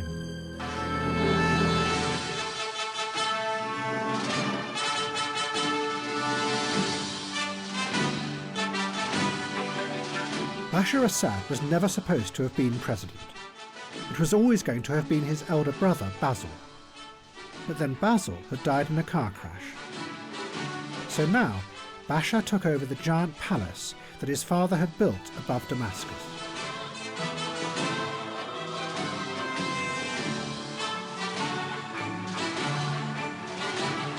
Up to this point, Bashar had not been interested in politics. He was fascinated by computers. He founded the Syrian Computer Society and brought the internet to the country. His favourite band was the Electric Light Orchestra. But now he was president. And he set out to attack America.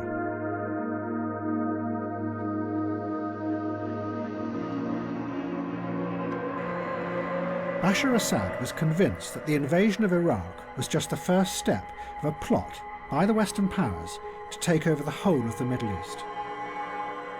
He knew that the invasion had outraged many of the radical Islamists in Syria, and what they most wanted to do was to go to Iraq and kill Americans. So Bashar instructed the Syrian intelligence services to help them do this. Syrian agents set up a pipeline that began to feed thousands of militants across the border and into the heart of the insurgency. And it grew. Within a year, almost all the foreign fighters from across the world were coming through Syria. And they brought suicide bombing with them. The Americans estimated that 90% of the suicide bombers in Iraq were foreign fighters.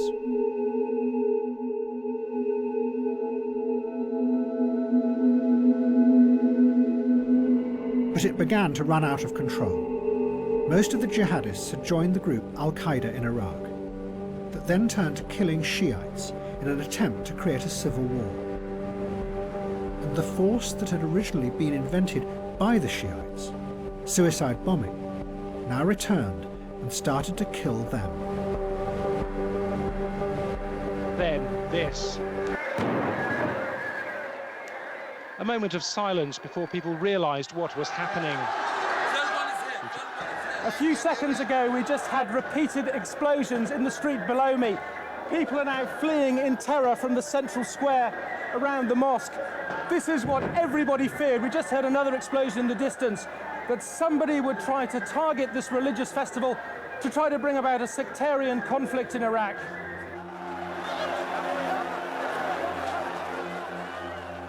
There was panic, a terrified stampede. But some of these people were running into the next bombs. We counted at least 6 separate explosions.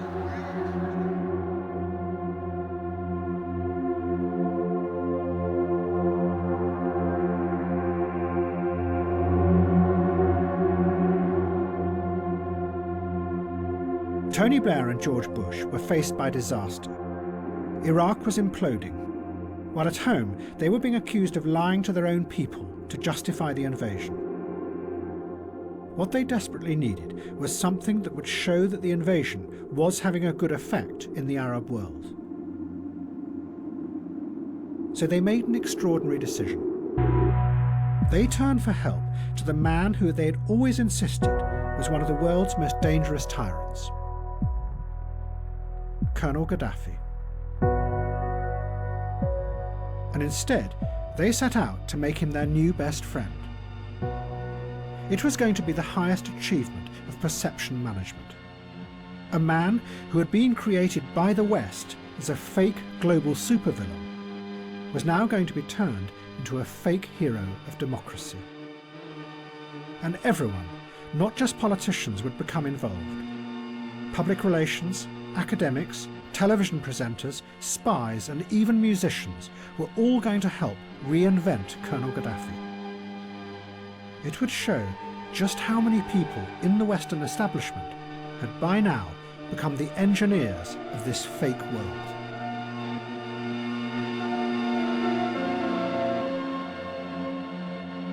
Ever since he had been accused of the Lockerbie bombing, Colonel Gaddafi had been a complete outcast. The West had imposed sanctions on Libya, and the economy was falling apart. But then suddenly, Tony Blair broke live into the BBC Evening News. The Prime Minister, Tony Blair, is about to make a statement the BBC understands from Downing Street. It's of international significance. He'll be making his statement at any moment. Now we can see pictures of him in Durham City. Here he is. Colonel Gaddafi has confirmed that Libya has in the past sought to develop weapons of mass destruction capabilities. Libya has now declared its intention to dismantle its weapons of mass destruction completely. This decision by Colonel Gaddafi is an historic one and a courageous one, and I applaud it.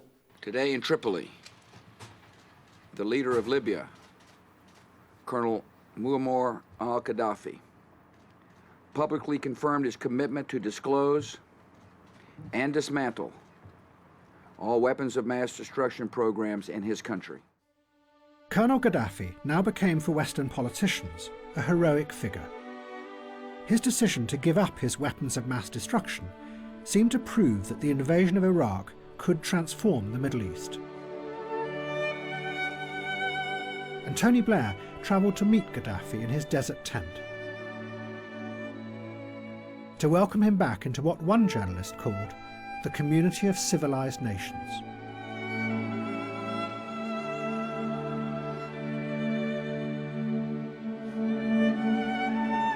But as in the past, nothing was what it seemed with Colonel Gaddafi. In reality, Gaddafi did not really have the terrifying weapons of mass destruction that he was promising to destroy. His nuclear program had stuttered to a halt long ago and never produced anything dangerous. He had managed to buy some equipment on the black market, but his technicians had been unable to assemble it. His biological weapons were non-existent. All he had was some old mustard gas in leaking barrels. But now, he had to pretend to have a terrifying arsenal of weapons, and the West had to pretend that they had avoided another global threat. And then the made-up stories became even more complicated. As part of the deal, the West said that if Gaddafi admitted that Libya had done the Lockerbie bombing, then they would lift the sanctions. But many of those who had investigated Lockerbie were still convinced that Libya hadn't done it, that really it had been Syria. But Colonel Gaddafi confessed. His son Saif was interviewed about this confession. He said that his father was simply pretending that he had been behind the Lockerbie bombing to get the sanctions lifted, that new lies were being built on top of old lies to construct a completely make-believe world. You have to accept, or you had to accept at that time, the responsibility, because you have to accept responsibilities, you have to pay compensation in order to get rid of the sanction. It means we did that not because we are convinced that we did it, but because to find an exit out of this nightmare. So what you're saying is that you accept responsibility, but you're not admitting that you did it? Yes. And this is all a sham, you're saying, just to get sanctions over with so that you can start normal diplomatic relations with the West? Okay. What's wrong with that? It's a very cynical way to behave as a country, isn't it? Many people would say. First of all, I mean, the Americans in the British, they told us to write that letter. They told us to pay compensation. And then they opened their embassies and they restored the relation and they came to us. It was their game, not our game. That's great, thank you. Does the leader know there's a picture on the television that you can tell him? Oh, good, thank you.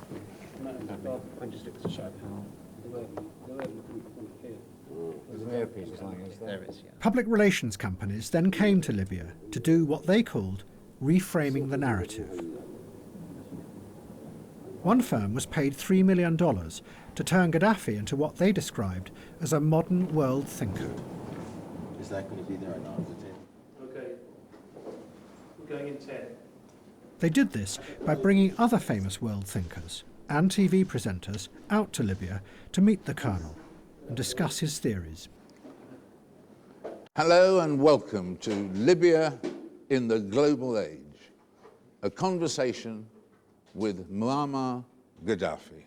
But first, let's get the story so far of Libya.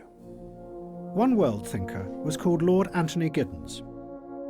Coincidentally, he had a theory which he called the Third Way, which had inspired Tony Blair. Colonel Gaddafi's own theory was called the Third Universal Theory. Lord Giddens later wrote about his talks with the Libyan leader. Colonel Gaddafi likes my term, the Third Way, because his own political philosophy is a version of this idea. He makes many intelligent and perceptive points. I leave enlivened and encouraged. After 40 years, the leader of Libya, Muammar Gaddafi.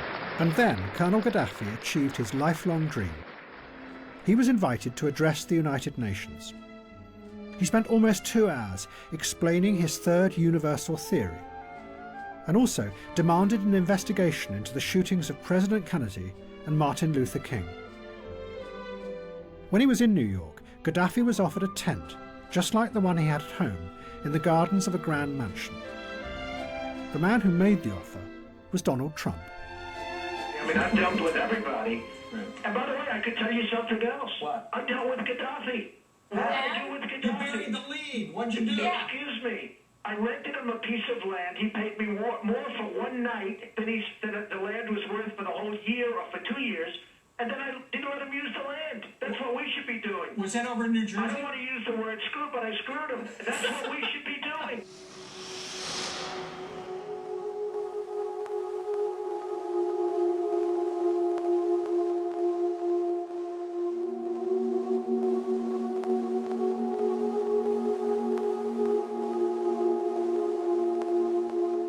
People in Britain and America now began to turn away from politics. The effect of the Iraq War had been very powerful. Not only did millions of people feel that they had been lied to over the weapons of mass destruction, but there was a deeper feeling that whatever they did or said had no effect. That despite the mass protests and the fears and the warnings, the war had happened anyway. Liberals, radicals, and a whole new generation of young people retreated. They turned instead to another world that was free of this hypocrisy and the corruption of politics. They went into cyberspace. Once upon a time it was you and I.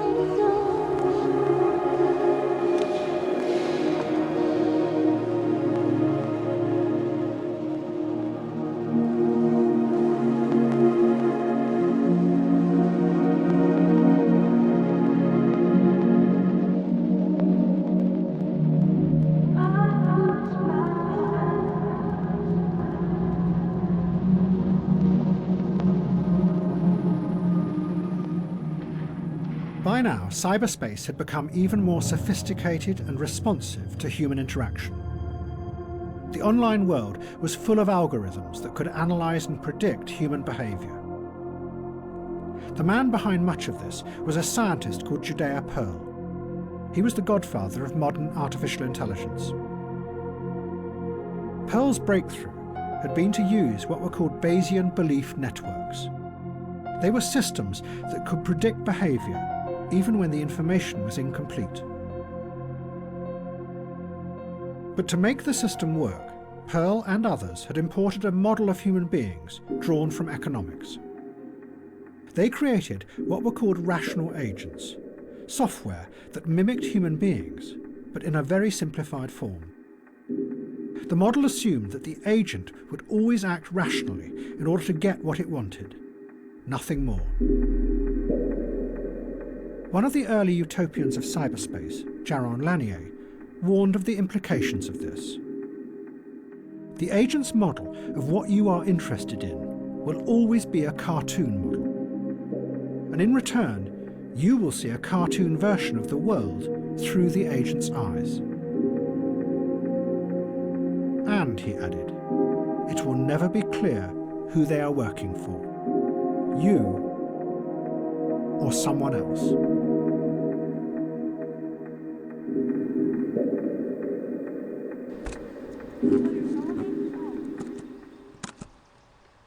New technology began to allow people to upload millions of images and videos into cyberspace. And the web, which up to that point had seemed like an abstract other world, began to look and feel like the real world. No, not like that. From videos of animals, personal moments of experience, extraordinary events, to horrific terror videos, more and more was uploaded.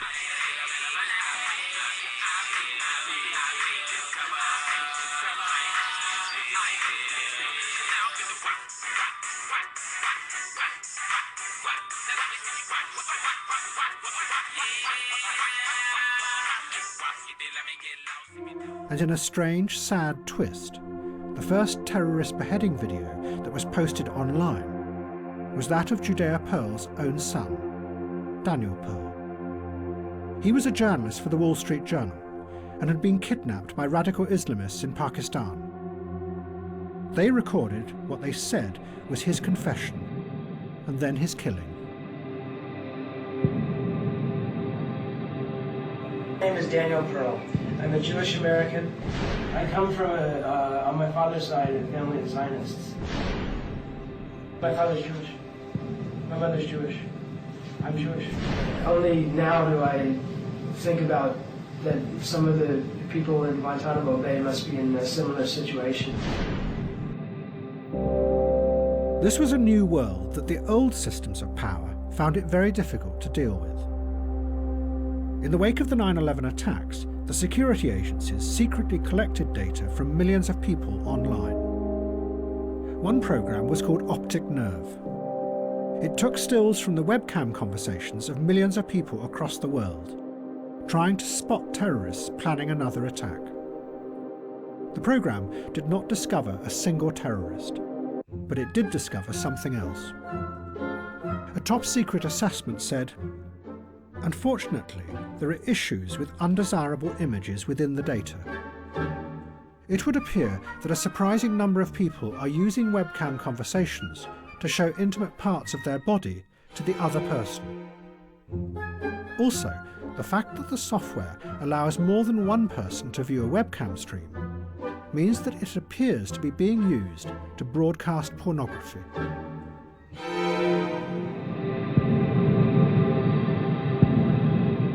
But increasingly, people were using the internet in other ways, to present themselves as they wanted to be seen. Well, I guess a video blog is about me. I don't really want to tell you where I live because you could, like, stalk me. The web drew people in because it was mesmerizing. It was somewhere that you could explore and get lost in any way you wanted. But behind the screen, like in a two-way mirror, the simplified agents were watching and predicting and guiding your hand on the mouse. Stop. I nearly threw my phone away. Stop. Stop. Pose. Pose. And snap a selfie. There you go. There you go. My name is Sweetie. The man asked me to take off my clothes. They undress. They play with themselves. But what they don't know, I'm not real. I'm a computer model, made piece by piece to track down this man who do this.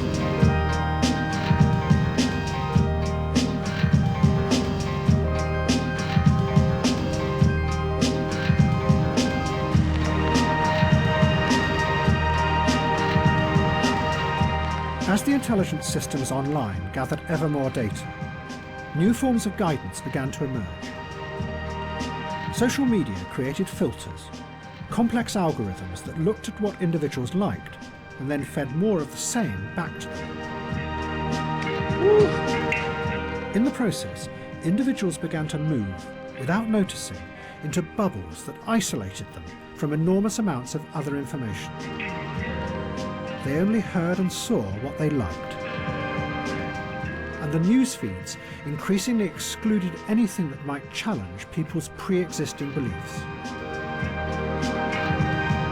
Now it's alright, I know when my own life is coming, I say you will call out yourself.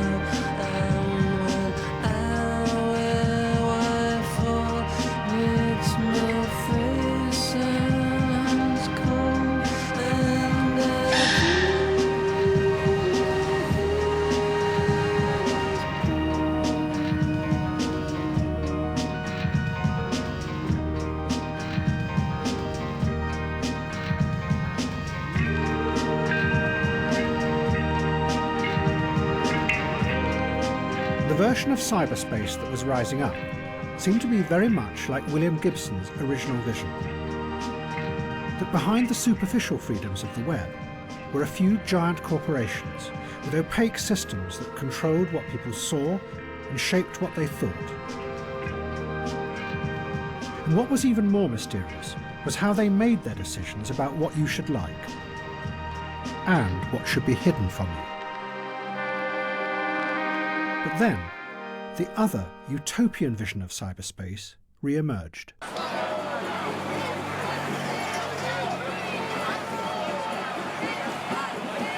Taking over the roadway.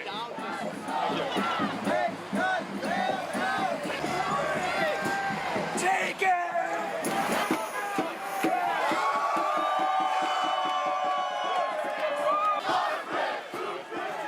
After the financial crash of 2008, the politicians saved the banks. But they did practically nothing about the massive corruption that was revealed in its wake. And the reason they gave was that it might destabilise the system. Public anger burst out. The Occupy movement took over Wall Street, and then the Senate in Washington. The issue is that certain individuals that are very wealthy have pretty much corrupted our political system, And this is like the heart of it. I mean, this is a Senate building. These people have been bought off, and they basically corrupted our democracy, and it's literally killing people. I'm an Iraqi war vet. I went to Iraq in 2009 to see what happens firsthand when we let corruption rule our government and our democracy, and we're coming here today basically just to raise awareness. What drove the Occupy movement was the original dream of the internet that people like John Perry Barlow had outlined in the early 1990s. In his declaration of the independence of cyberspace, Barlow had described a new world, free of politics and the old hierarchies of power. A space where people connected together as equals in a network, and built a new society without leaders. Now, the Occupy movement set out to build that kind of society in the real world. The camps were to be the models. All the meetings used the idea of the human microphone. People throughout the crowd repeated a speaker's words so everyone could hear them. We are now going to vote on whether to stay here for the next 2 hours or leave now. But if someone wanted to challenge the speaker, the human amplifiers also had to repeat their words. So their voice had equal power. What she said. What she said. What's that? What's that? The proposal. Each person was an autonomous individual who expressed what they believed. But together, they became components in a network that organized itself through the feedback of information around the system.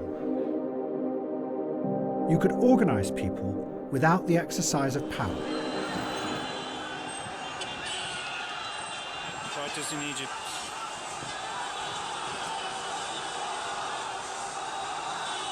Gamatadua, Main Street. Looks like chaos. Looks like police running around and a few hundred people walking down the street. Then, almost immediately, the Arab Spring began. The first revolution started in Tunisia, but it quickly spread to Egypt. On January the 25th, 2011, thousands of Egyptians came out in groups across Cairo and then started moving towards Tahrir Square. It seemed like a spontaneous uprising, but the internet had played a key role in organising the groups. One of the main activists was an Egyptian computer engineer called Wael Ghonim. He worked for Google in Egypt, but he had also set up the Facebook site that played the key role in organising the first protests. As hundreds of thousands took over Tahrir Square, Ghonim gave an interview on Egyptian TV. ما كانوش مصدقين يعني ايه شويه شباب على انا كنت بسميهم على الصفحه زمان عيال الفيسبوك. هم كانوا بيسمونا زمان ايام وقفات خالد سعيد في اول ما طلعنا خالص شويه العيال اللي على الفيسبوك اللي بيعملوا شويه دوشه مش مصدقين ان الشباب دول نزلوا بعشرات الالاف يوم ال 25. فارجوكم يا جماعه مفيش ابطال، الابطال هم الناس اللي في الشارع، الابطال هو كل واحد فينا، مفيش النهارده واحد راكب الحصان هو اللي بيضرب السرج ويحرك الناس، اوعى حد يضحك عليكم ويقول لكم كده. دي ثورة شباب الانترنت، دي ثورة شباب الانترنت اللي بقت بعد كده ثورة شباب مصر، اللي بعد كده بقت ثورة كل مصر. But Ghonim was also overwhelmed by the power this new technology had. That a computer engineer with a keyboard could call out thousands of people, some of whom then died in the midst of the protests. أنا عايز أقول لكل أم وكل أب بجد فقد ابنه. أنا آسف بس دي مش غلطتنا. والله العظيم غلطتنا. دي غلطة كل واحد كان ماسك في السلطة ومثبت فيها.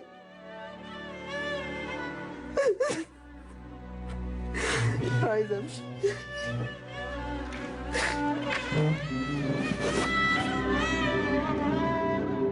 Many liberals in the West saw this as proof of the revolutionary power of the internet. Again, it seemed to be able to organise a revolution without leaders. A revolution powerful enough to topple a brutal dictator who had been backed by America and the West for 30 years.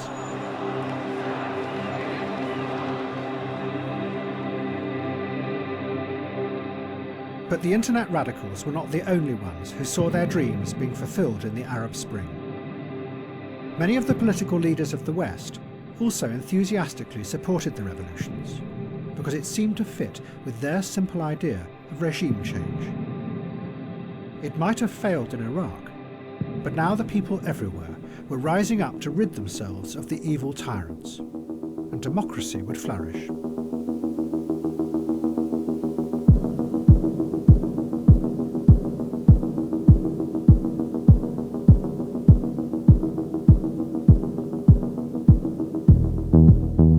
So when an uprising began in Libya, Britain, France and America supported it. And suddenly, Colonel Gaddafi stopped being a hero of the West. All the politicians and the public relations people and the academics who had all promoted him as a global thinker suddenly disappeared. And Gaddafi became yet again an evil dictator who had to be overthrown. His son Saif said, "The way these people are disowning me and my father is disgusting. Just a few months ago, we were being treated as honoured friends.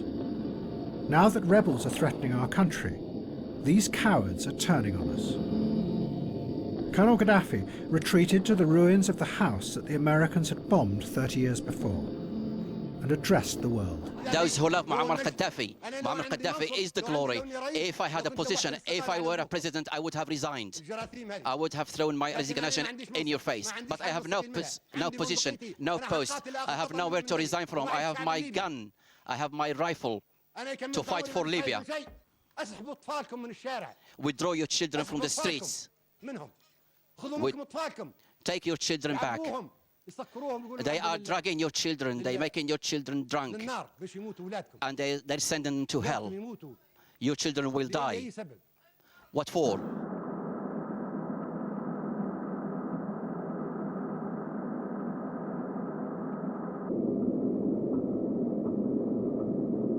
In November 2011, a large convoy was spotted driving at high speed away from Colonel Gaddafi's hometown of Sirte.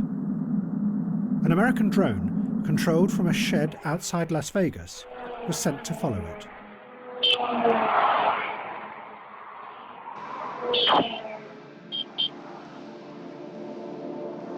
The operator fired a missile at the lead car of the convoy.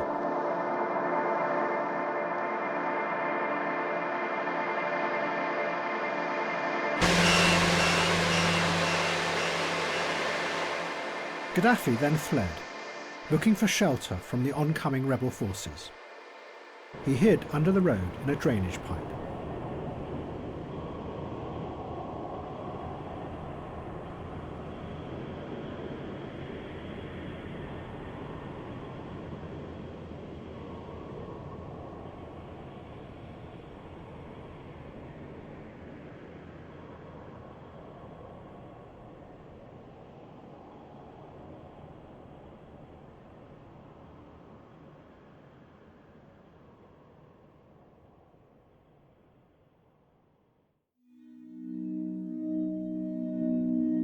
But instead of becoming a democracy, Libya began to descend into chaos.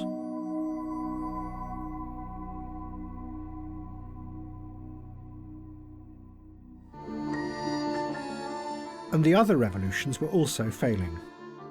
The Occupy camps had become trapped in endless meetings, and it became clear that there was a terrible confusion at the heart of the movement. The radicals had believed that if they could create a new way of organising people, then a new society would emerge. But what they did not have was a picture of what that society would be like, a vision of the future. The truth was that their revolution was not about an idea. It was about how you manage things. And those who had started the revolution in Egypt came face to face with the same terrible fact. Social media had helped to bring people together in Tahrir Square. But once there, the internet gave no clue as to what kind of new society they could create in Egypt. The movement stalled. And a group that did have a powerful idea, the Muslim Brotherhood, rushed in to fill the vacuum. The Brotherhood took power in an election, and one of them, Mohamed Morsi, became president. The liberals and the left were shocked, and bit by bit they turned back to the military, protesting, asking them to save the revolution from being captured by Islamists. In the spring of 2013, the military took action. They arrested the president and killed hundreds of his supporters who protested. And an extraordinary spectacle unfolded in Tahrir Square. Thousands of the liberal activists who had begun the revolution 2 years before, summoned by social media, now welcomed the military back by waving their laser pens at the helicopters flying overhead.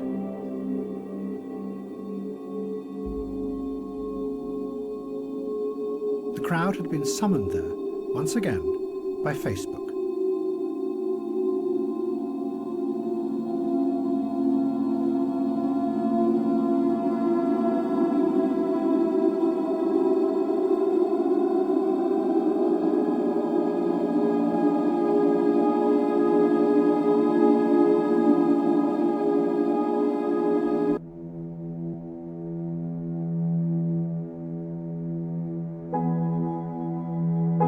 After the failure of the revolutions, it was not just the radicals.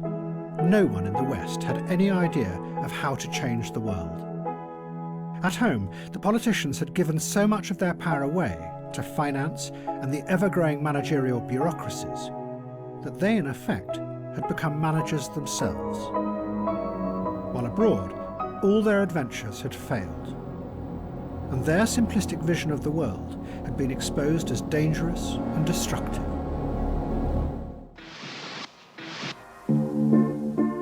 But in Russia, there was a group of men who had seen how this very lack of belief in politics and dark uncertainty about the future could work to their advantage.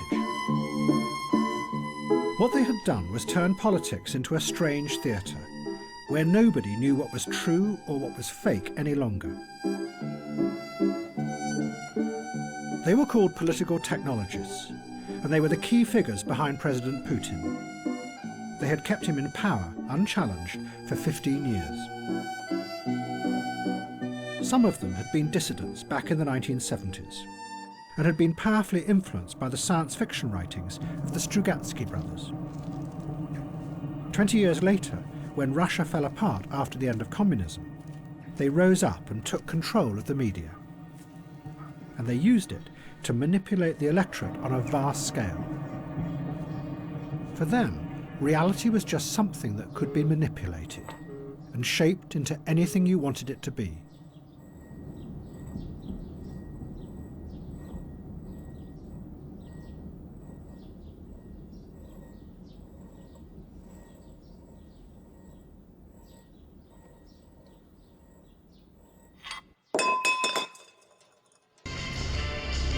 But then a technologist emerged who went much further, and his ideas would become central to Putin's grip on power. He was called Vladislav Surkov.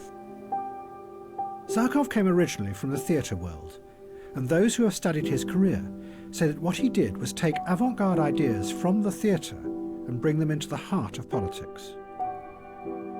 Surkov's aim was not just to manipulate people, but to go deeper and play with and undermine their very perception of the world, so they are never sure what is really happening.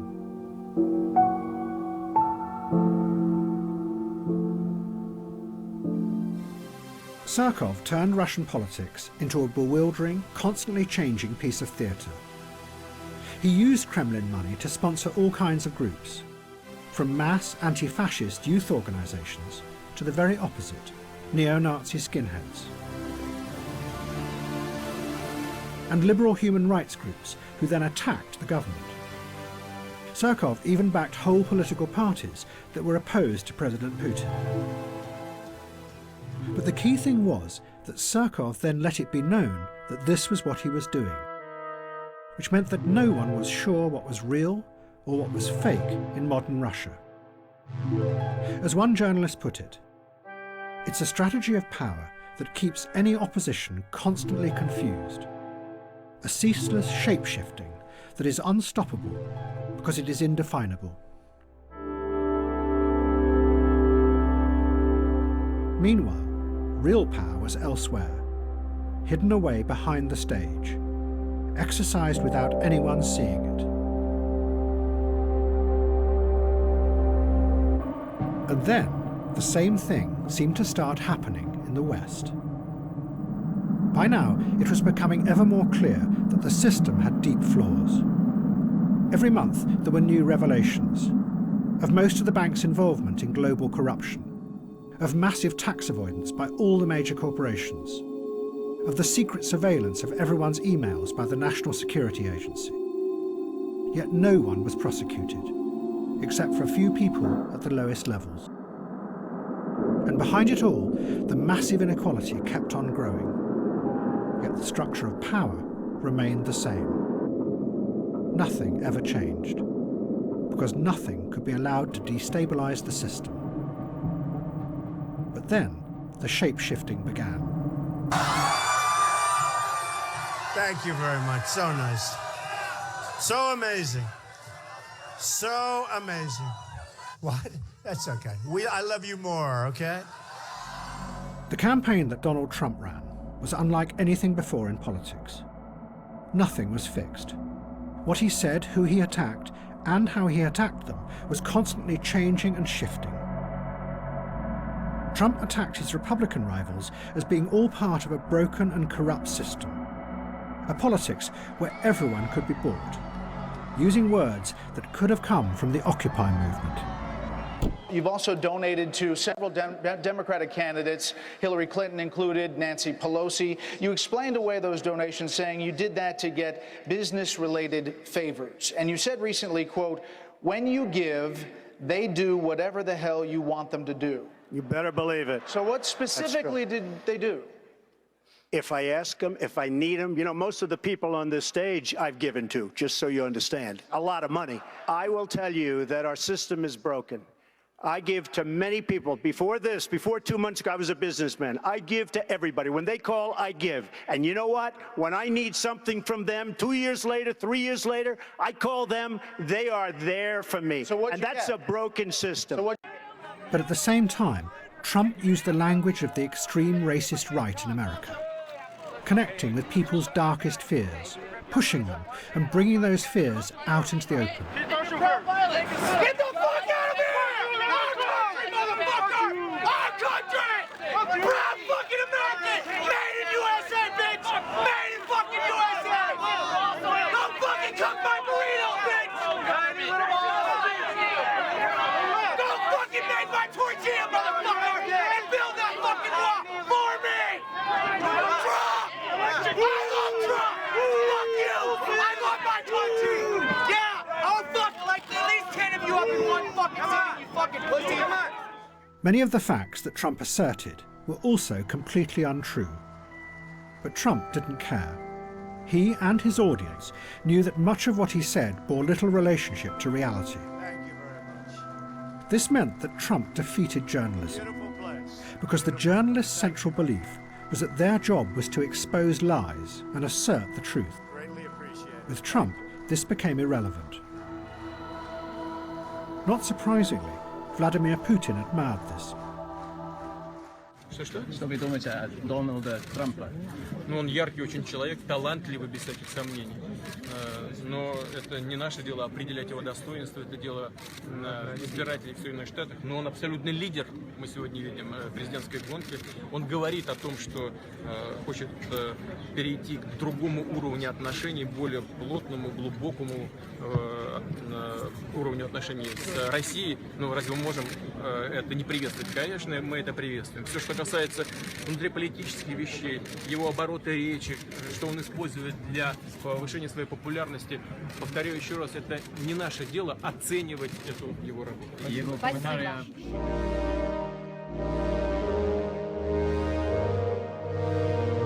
The liberals were outraged by Trump, but they expressed their anger in cyberspace, so it had no effect, because the algorithms made sure that they only spoke to people who already agreed with them.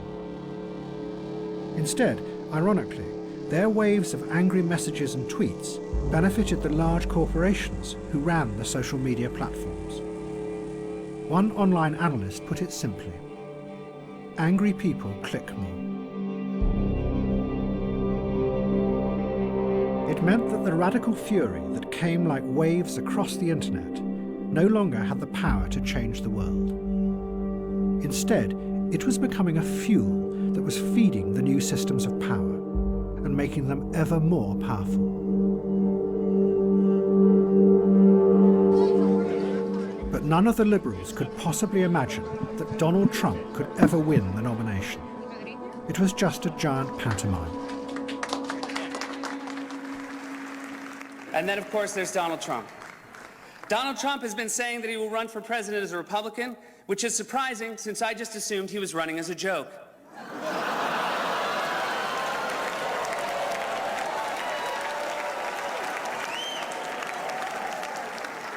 Donald Trump often appears on Fox, which is ironic because a fox often appears on Donald Trump's head.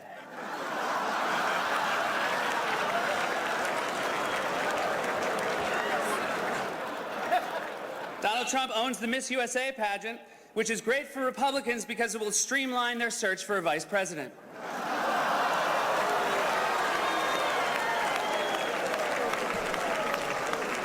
Donald Trump said recently he has a great relationship with the blacks, though unless the blacks are a family of white people, I bet he's mistaken.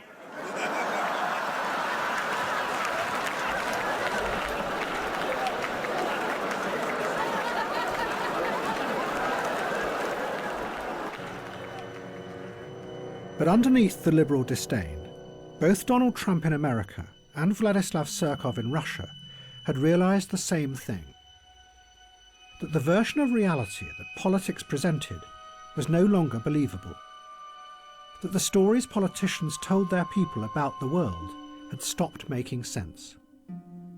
And in the face of that, you could play with reality, constantly shifting and changing, and in the process, further undermine and weaken the old forms of power.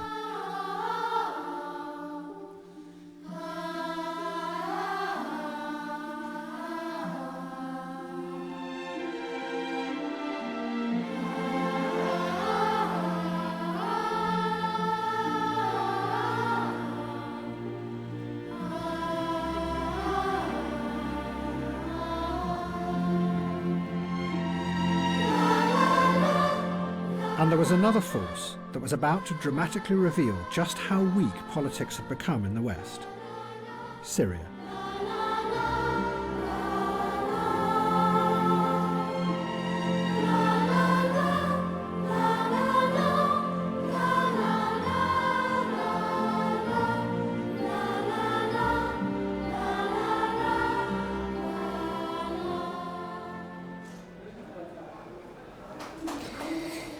The attack happened here at a central police station in Damascus. Police say the bomber came up the stairs.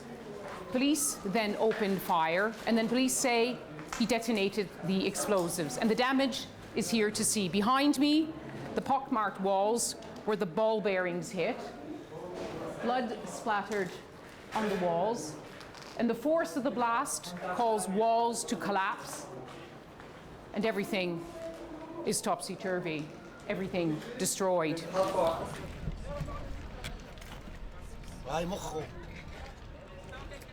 By now, Syria was being torn apart by a horrific civil war. What had started as part of the Arab Spring had turned into a vicious battle to the death between Bashar Assad and his opponents. And at the heart of the conflict was the force that his father had first brought to the West: suicide bombing. Back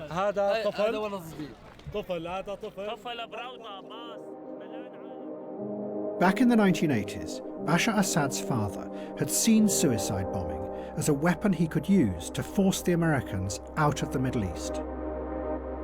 But over the next 30 years, it had shifted and mutated into something that had now ended up doing the very opposite, tearing the Arab world apart. Hafez al-Assad's dream of a powerful and united Arab world was now destroyed. In Iraq, extremist Sunni groups had used suicide bombing as a way to start a sectarian war. And now, groups like ISIS brought the same techniques into Syria to attack not just Assad's son, but his fellow Shiites.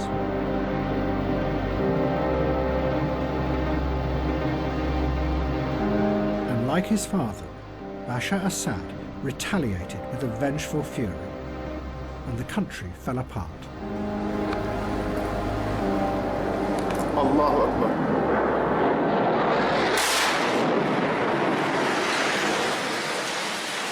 Allahu Akbar. Allahu Akbar.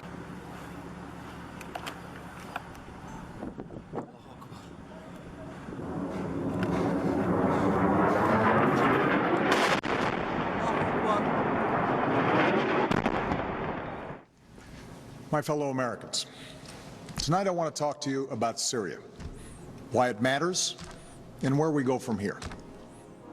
Faced by the war, Western politicians were bewildered.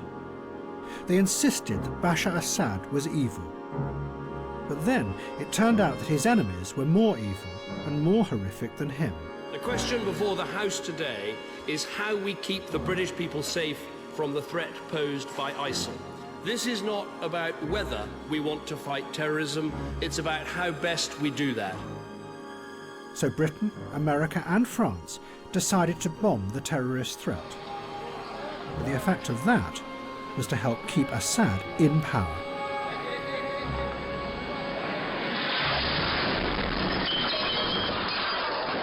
Then it became more confusing. Suddenly, the Russians intervened.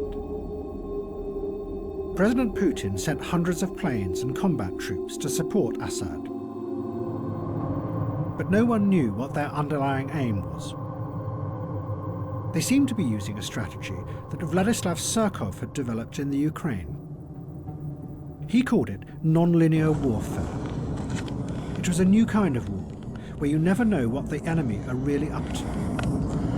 Allahu Akbar. The underlying aim, Surkov said, was not to win the war, but to use the conflict to create a constant state of destabilized perception in order to manage and control.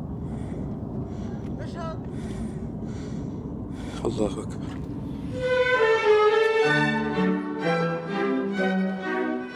In March 2016, the Russians suddenly announced with a great fanfare that they were leaving Syria. And a concert was held in the ruins of Palmyra to celebrate the withdrawal.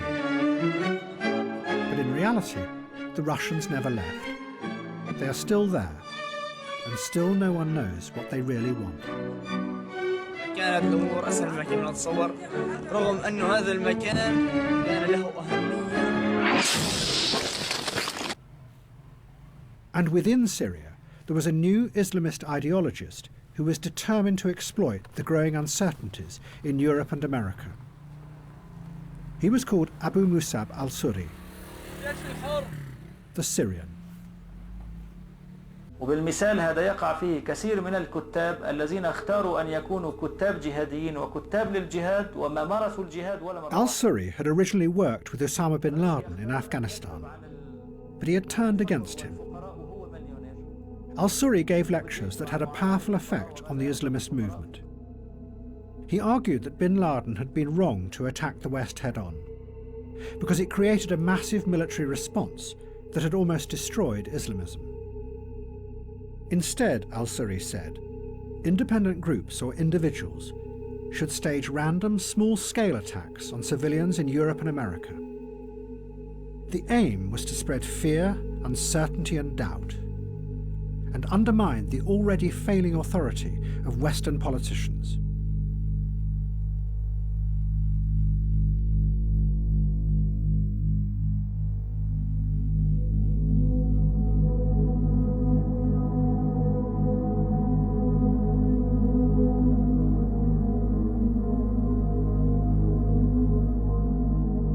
The effect of the attacks shocked Europe and America and gave powerful force to the new politics of uncertainty and anxiety. I'm sure that you, with me, share the absolute horror and total revulsion at what happened in Paris last Friday.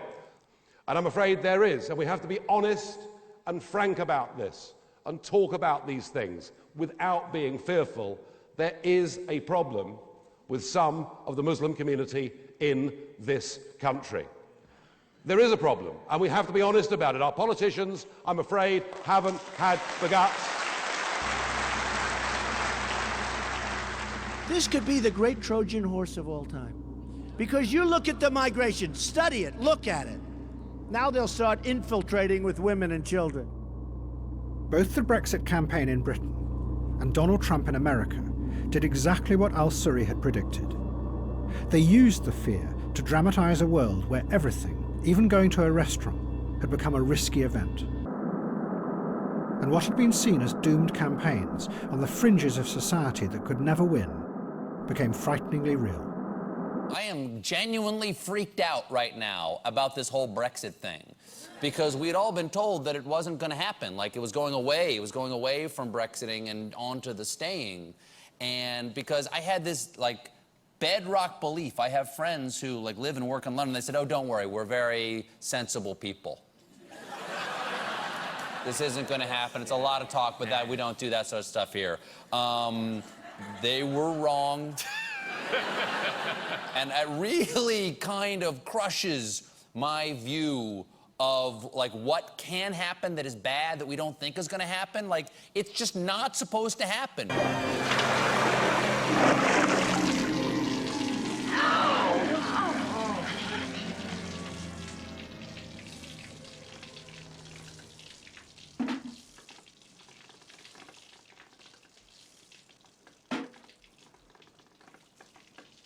I feel like we're watching the stirrings of fascism in Europe again, and I genuinely never thought it would be my country that did that. I thought this would be America. I thought America was the people who were so filled with hate, not us. And I'm so disappointed.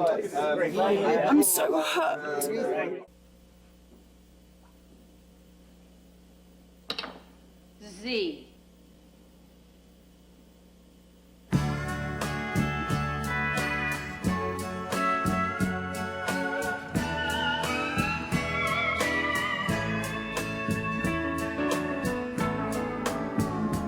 You must think my bed's a bus stop. The way you come and go,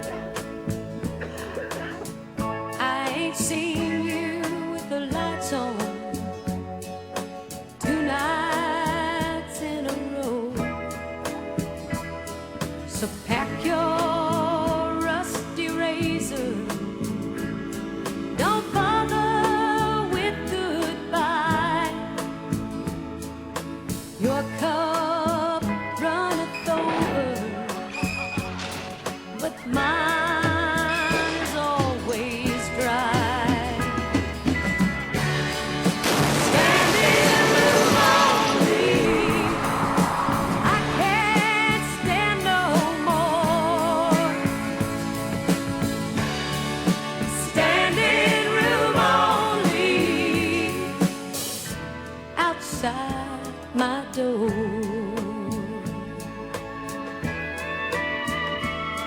Don't help me set the table, 'cause now there's one less place. I won't blame Mama Silver for a man who won't say grace. If home is where the This is my heart right to is, free speech going on here, okay? then your home's on the streets. Me, I'll read a good book, turn out the lights, and go to sleep.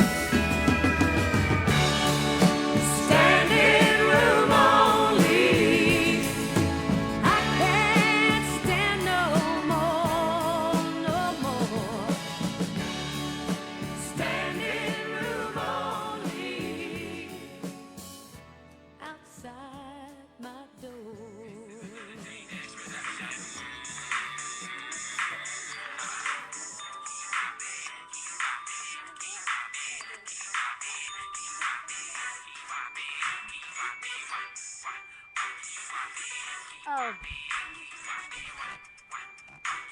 Brady, you're on video.